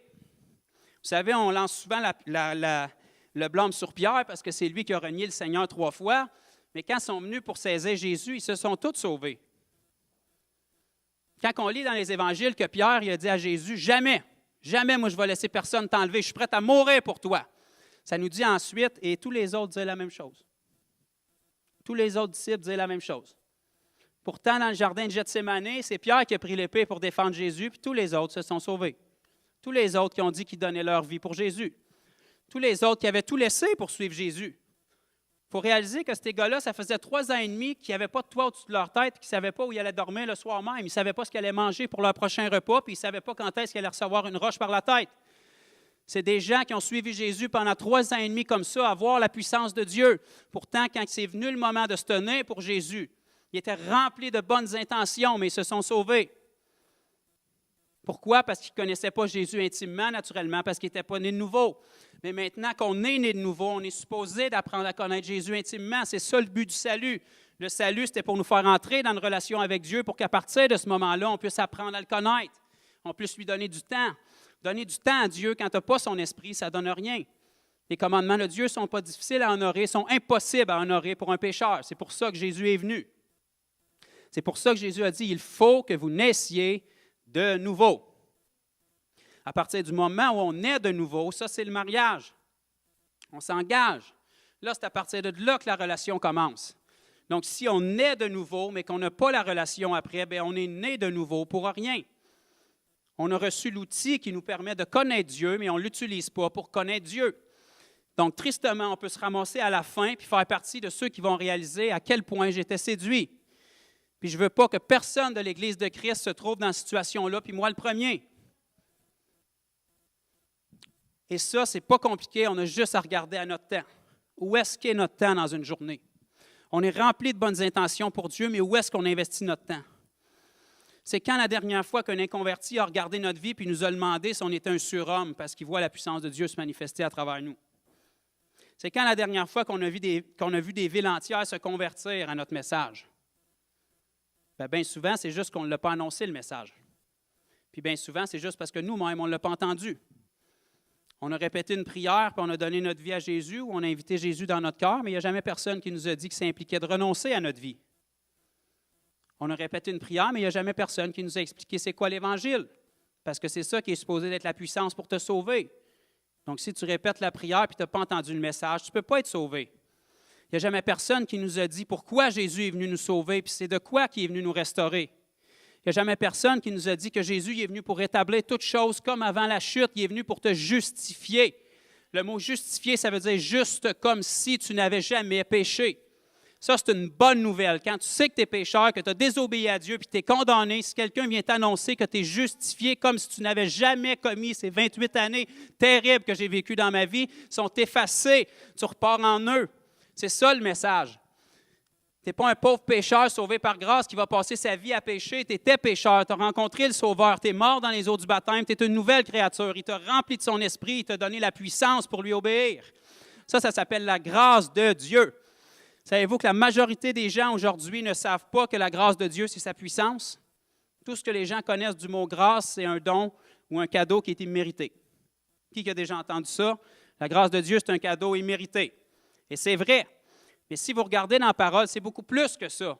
La Bible nous dit que Jésus était rempli de grâce et de sagesse. Est-ce que Jésus avait besoin d'un cadeau immérité? Non, il était parfait, il était saint.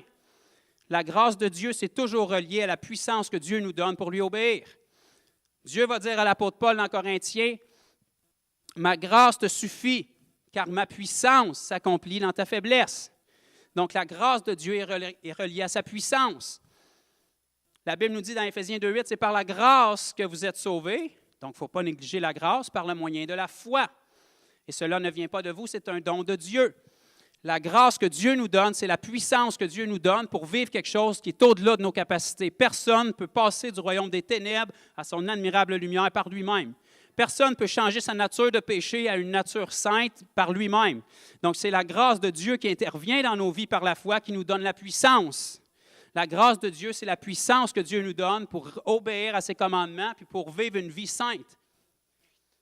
Donc, le don de grâce que Dieu nous donne, il ne faut pas le gaspiller. Dieu mérite qu'on ait une vie sainte comme il nous a appelés à l'avoir. Dieu mérite qu'on soit des témoins comme il nous a appelés à l'être. Dieu mérite qu'on ait une vie glorieuse comme il nous a appelés à avoir. C'est ça le don de la grâce qu'il nous a donné. Dieu ne pourra jamais nous demander de faire quelque chose qu'on est incapable de faire. S'il nous demande ça, c'est parce que sa grâce est derrière pour qu'on puisse l'accomplir. Si Dieu nous commande de guérir les malades, c'est parce que sa grâce est disponible pour qu'ils soient guéris. Si Dieu nous commande de chasser les démons, c'est parce que sa grâce est disponible pour que les gens soient délivrés. Si Dieu nous commande d'annoncer l'Évangile, c'est parce que sa grâce est disponible pour que l'Évangile ait une puissance dans la vie des gens et qu'ils soient sauvés. Ils ne seront pas tous sauvés, mais ton travail puis mon travail, ce n'est pas qu'ils soient tous sauvés, c'est qu'ils aient tous entendu le message.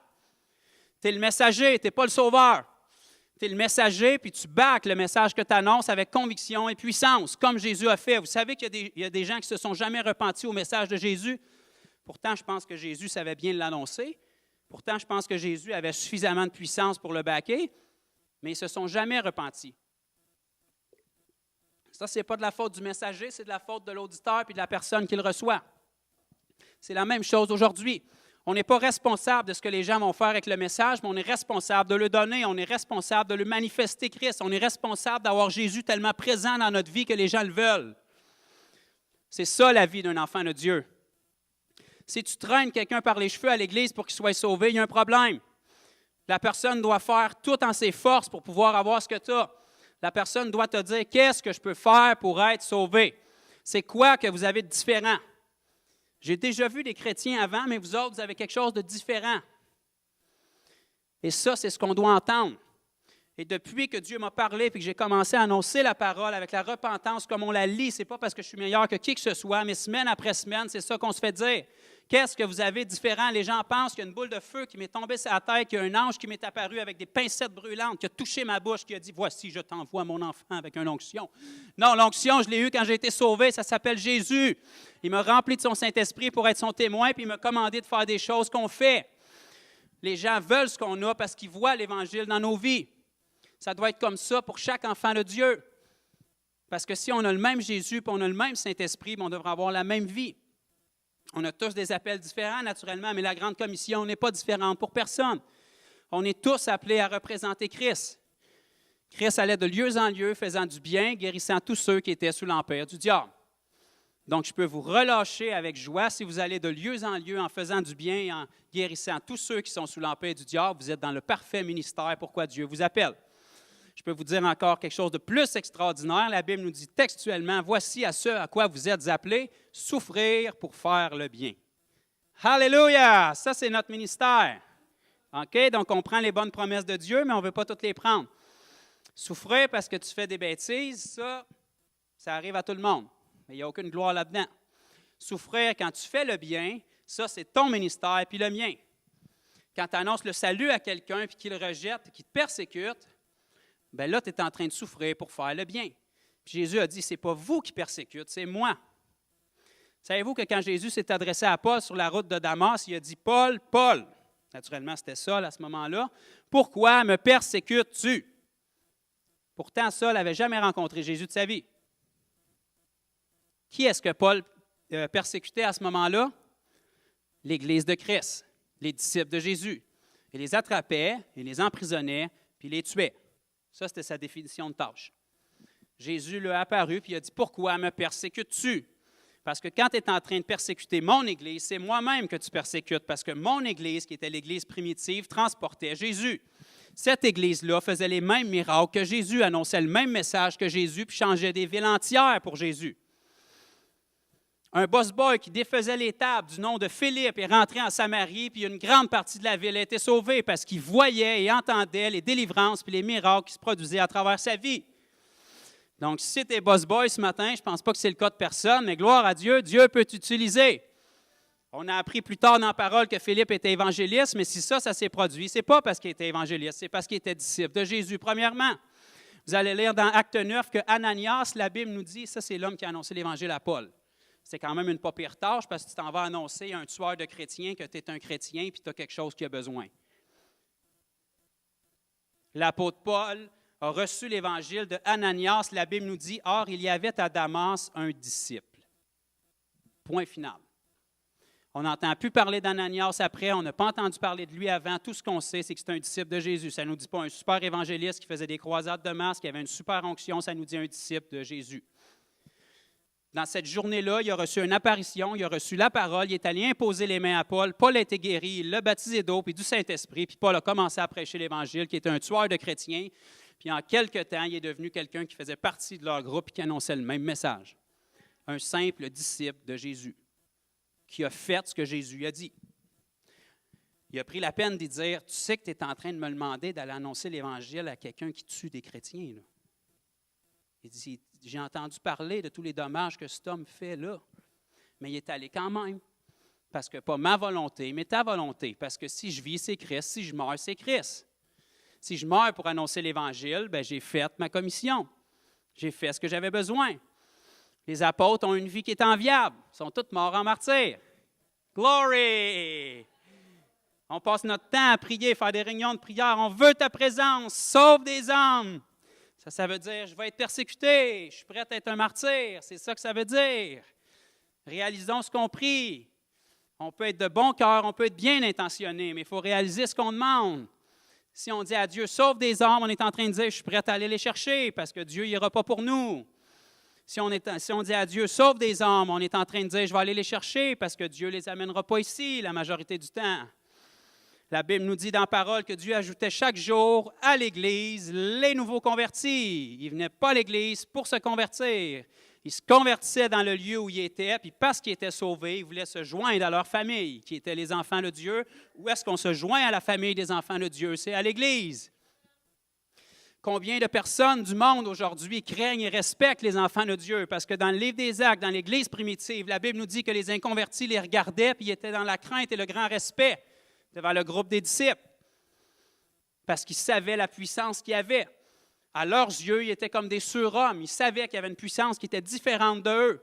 Puis ils savaient que s'ils s'approchaient d'eux, les chances sont que la conviction de Dieu allait tomber sur eux autres parce qu'ils connaissaient leur vie. L'apôtre Paul était emprisonné plusieurs fois dans sa vie. Puis l'histoire raconte qu'il changeait souvent les gardiens parce que si un gardien restait assez longtemps avec l'apôtre Paul, c'est pas long qu'il se convertissait. Puis maintenant, il ne pouvait plus le garder. Ça devrait être comme ça. Si vous vous faites changer de poste au travail, bien, ça devrait être comme ça parce que chaque personne qui travaille avec vous assez longtemps sont soit plus capables de vous endurer ou ils se convertissent.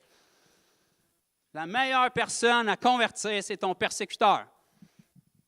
Quand ton ennemi se convertit et qu'il est touché, bien là, ça fait une force de frappe parce qu'il était vraiment zélé pour te persécuter, puis là, il va être vraiment zélé pour Jésus. C'est ça que Dieu cherche. Des gens qui ont une colonne, des gens qui marchent dans la sainteté, puis des gens qui se sont repentis de cœur. Métanoïa. C'est plus profond de toi-même. Le mot métanoïa signifie méta, qui vient du mot métamorphose, puis noïa, qui veut dire nous. Donc, une métamorphose de nous, dans le plus profond de nous-mêmes, qui change complètement notre vie, qui fait qu'à partir du jour où on s'est repenti, on dit maintenant, ce que je décide, c'est que ce que Dieu dit qui va être bon, favorable et agréable pour ma vie, ça va être ça. Peu importe ce que le monde en pense, peu importe ce que les gens disent, peu importe ce que les nouvelles disent, peu importe ce que la culture dit, peu importe ce que la société dit, peu importe même ce que les chrétiens disent. C'est Dieu qui va dicter ce qui est bon, droit et juste pour ma vie. Peu importe les persécutions que ça va m'amener, je vais être vendu pour la cause parce que c'est ça le prix à payer. Pour être un disciple de Jésus puis le suivre, il a fallu que tu abandonnes ta vie. Il a fallu que tu renonces à toi-même. Jésus n'a jamais dit que celui qui veut me suivre répète une prière. Il n'a jamais dit que celui qui veut me suivre m'aime. Seulement, tu peux aimer quelqu'un sans renoncer à ta vie. Tu peux aimer quelqu'un de sexe opposé sans nécessairement te marier avec. Tu peux passer des années de ta vie en couple avec quelqu'un sans être prêt à t'engager avec lui. L'engagement est différent. Le jour où tu as signé avec Jésus, tu t'es engagé. Le jour où une épouse marche, et ça m'est arrivé dernièrement, vers son mari pour se marier, elle est en train d'envoyer un message à tous les hommes de la planète Terre. Je ne sais pas combien de millions d'hommes qu'il y a sur la planète, mais cette femme-là est en train d'envoyer le message à tous les hommes de la planète. Bye-bye. Maintenant, il va en avoir un, puis ça va être mon mari. Le mari est en train d'envoyer le message à toutes les femmes de la planète Terre. Au revoir, à partir d'aujourd'hui, ça va être ma femme. Le moment où tu as renoncé à toi-même pour donner ta vie à Jésus, te dit à tous les faux dieux de la planète, puis à toutes les choses auxquelles ton cœur était attaché, bye-bye. À partir d'aujourd'hui, ça va être Jésus et Jésus seulement. Et quand tu rentres en relation avec Jésus, c'est un engagement. Tu ne fais pas ce que tu veux. Combien est-ce qu'il y en a ici qui savent que quand tu es en couple, tu ne fais pas toujours ce que tu veux? Rolly lève la main. Pourquoi? Parce que dans deux têtes, il y a deux idées. Pourquoi? Parce qu'un homme et une femme, ça pense très différemment. Toujours à l'opposé, généralement. Donc, il faut qu'il y ait une communication. Et il faut que les gens s'adaptent. Combien est-ce qu'il y en a qui savent que quand on rentre en relation de mariage avec Jésus, on pense très différemment? La bonne nouvelle, c'est que c'est toujours Jésus qui a raison. Donc, c'est jamais à lui à s'adapter. C'est toujours à nous à s'adapter. C'est jamais à Jésus à venir te voir et à te dire « Je m'excuse, j'ai fait une erreur ». C'est à toi d'aller vers Jésus et à dire « Je m'excuse, tu avais encore raison.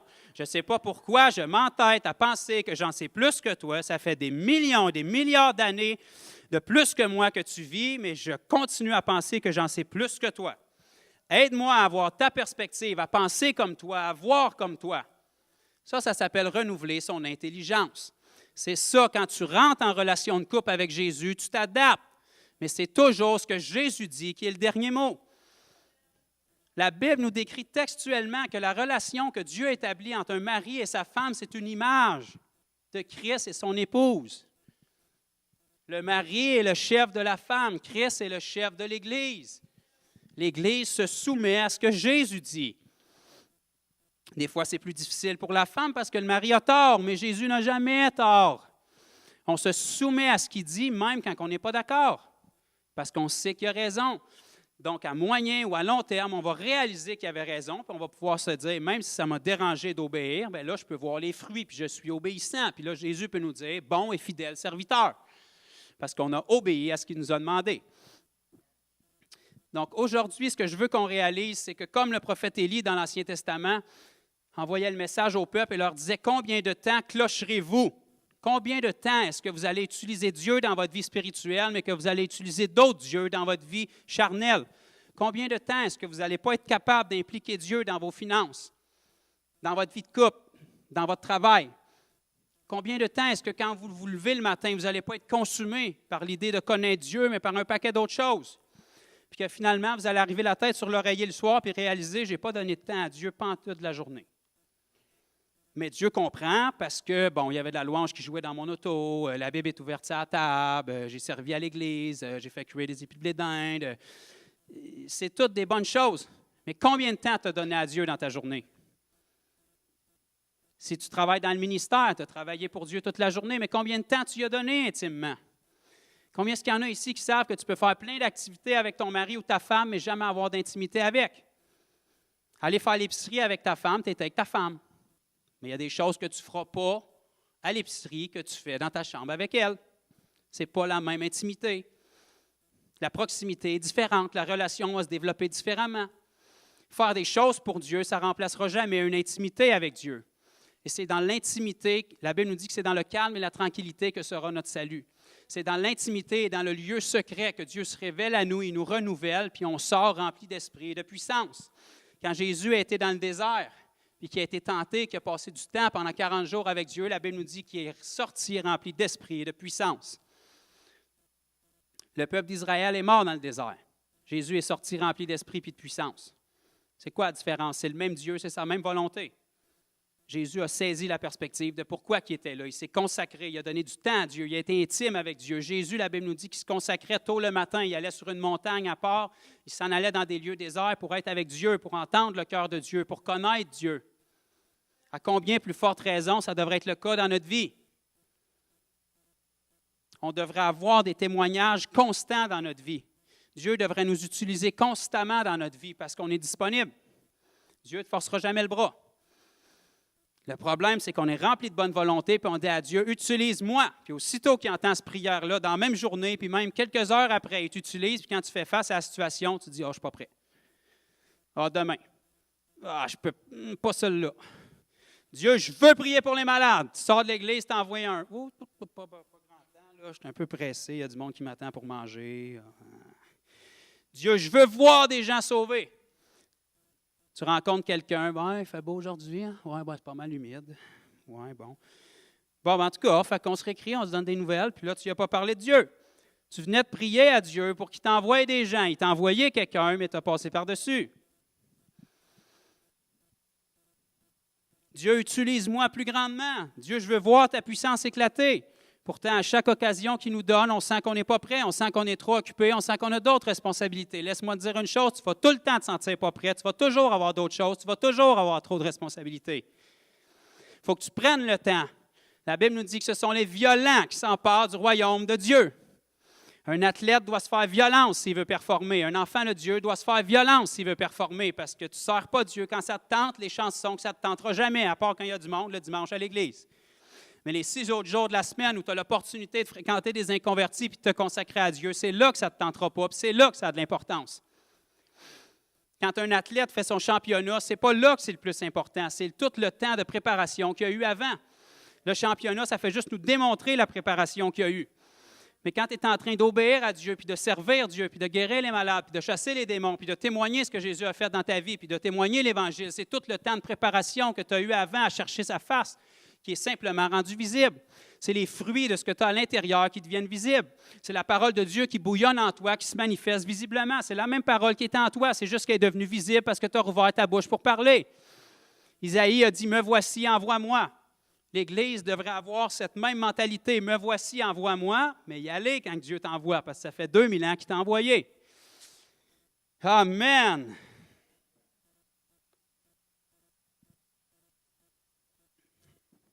Donc, ce matin, je crois que je vais arrêter là, Parce que j'ai réussi à prêcher la repentance dans une église jusqu'à 12h15, fait que c'est quand même pas si pire, puis personne n'a quitté en plus. Fait que gloire à Dieu. On peut mettre de la petite louange pour se sentir plus à l'église, peut-être une musique ou quelque chose, s'il y en a, s'il n'y en a pas. Ça va faire pareil. Faites-moi confiance, je ne chanterai pas. Donc ce matin, je veux simplement qu'on prenne du temps, puis je n'ai rien à voir dans l'équation. Vous savez ce que Dieu a dit dans votre cœur. Vous n'avez pas besoin que je vous donne une imposition quelconque. Vous savez votre vie. Vous vous connaissez. Je suis convaincu que l'endroit ici n'est pas rempli de gens qui sont hypocrites puis qui sont à l'église juste parce que c'est à la mode de l'être. Tout ce que je veux, c'est éviter qu'on soit séduit puis éviter qu'on ait des choses dans notre vie qui prennent plus de temps pour Dieu. Vous savez, on peut toujours donner plus de temps à Dieu. Ça, c'est un travail constant. Mais on sait dans notre vie, lorsqu'on a du temps tout seul, on le sait où est-ce qu'on est avec Dieu. On sait où est-ce qu'on est dans notre relation avec Dieu. On sait si Dieu fait partie de notre vie ou s'il est notre raison de vivre. Un Jésus qui est Seigneur et Sauveur de ta vie, il ne fait pas partie de ta vie. C'est ta vie. C'est ta raison de vivre. Tout tourne alentour de ça. Quand tu es marié, quand tu es entré dans une relation de mariage, toutes les décisions que tu prennes tournent alentour de cette union-là. Tu dois consulter l'autre personne, vous devez être d'accord. C'est la même chose avec Jésus. Tout ce qu'on fait doit être pour l'avancement de son royaume. La Bible nous dit, cherchez premièrement le royaume de Dieu et tout le reste vous sera donné par-dessus. Ton travail, tes relations, tes enfants, tes finances, même la vie éternelle. Tout le reste va t'être donné par-dessus si tu mets Dieu premièrement dans ta vie et dans ton temps.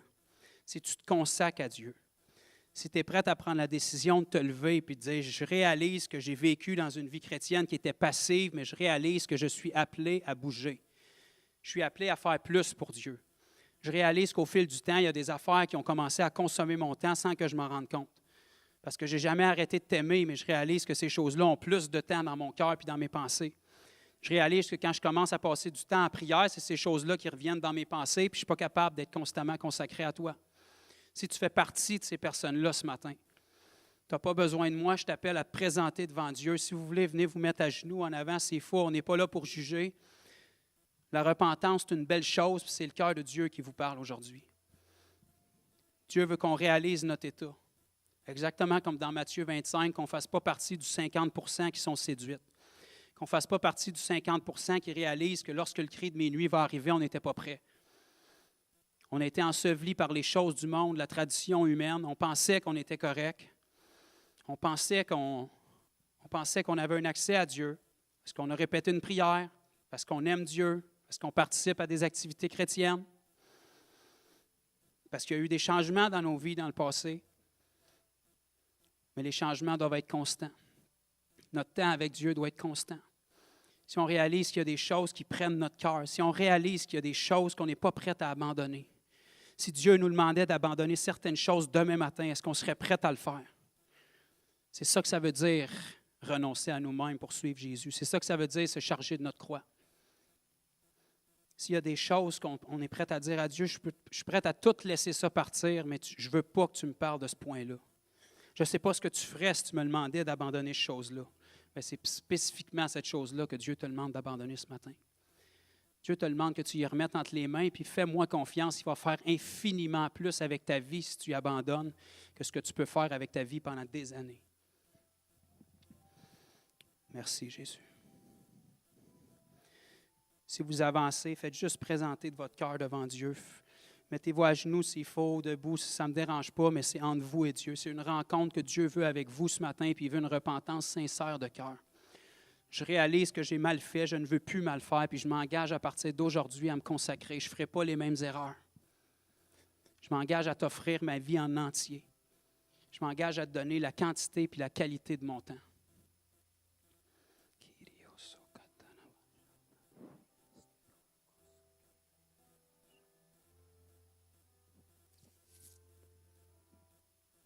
Père, je te prie pour chaque personne qui sont ici, Seigneur.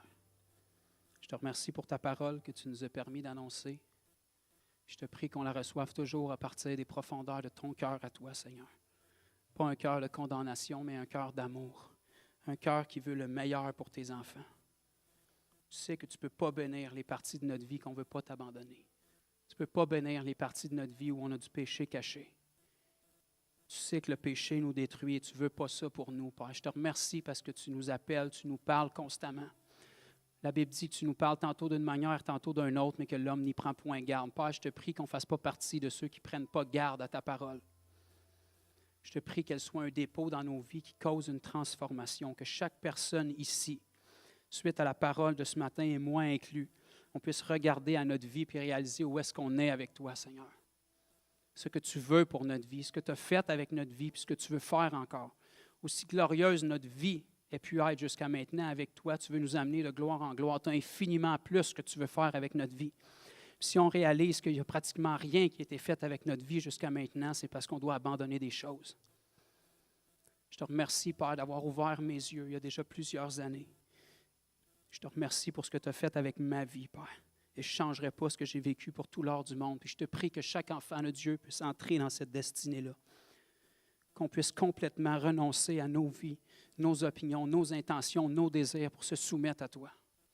Te faire confiance pour tous les aspects de notre vie. Pas pour notre intérêt, mais pour ton intérêt. Pour avoir l'opportunité de contempler ce que tu peux faire avec une vie qui est pleinement abandonnée. Tu peux faire infiniment au-delà de ce qu'on peut penser ou prier pour, Seigneur. Touche les cœurs ici ce matin, Seigneur, en profondeur. Que les fruits qui soient portés dans la vie de chacun soient différents, Seigneur. Que les œuvres qui soient manifestées dans la vie de chacun soient différentes, Seigneur. Qu'on ne soit pas connu pour une Église puis une génération de croyants qui font juste parler, mais qui ont une vie en accord avec les mots qu'on dit.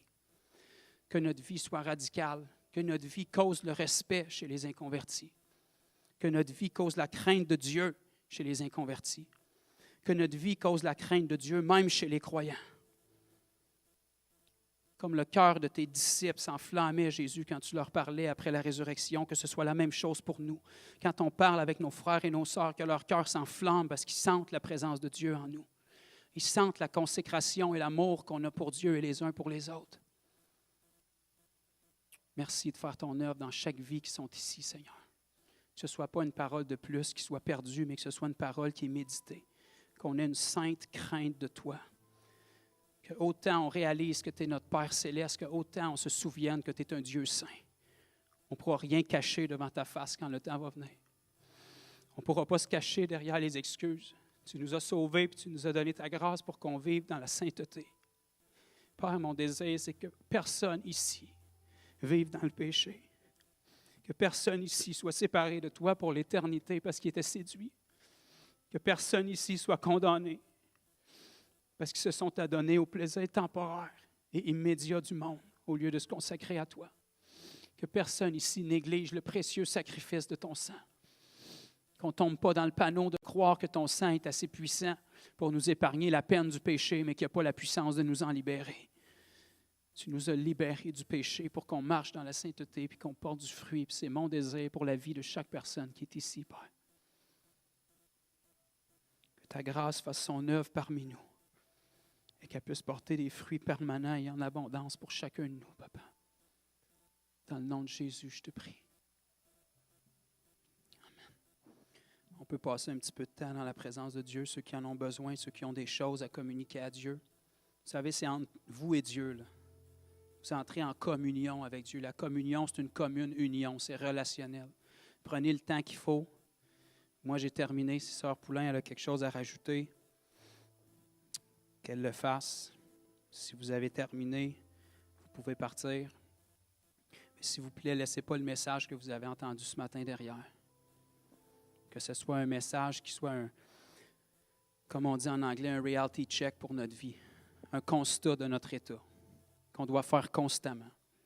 C'est dans l'intimité avec Dieu qu'on réalise qui on est. La parole de Dieu nous dit que la Bible, c'est comme un miroir. Si on voit notre reflet et notre état dans le miroir puis qu'on part sans rien changer, ça ne donne rien. Constatons notre état puis changeons-le à l'image de Christ. Amen.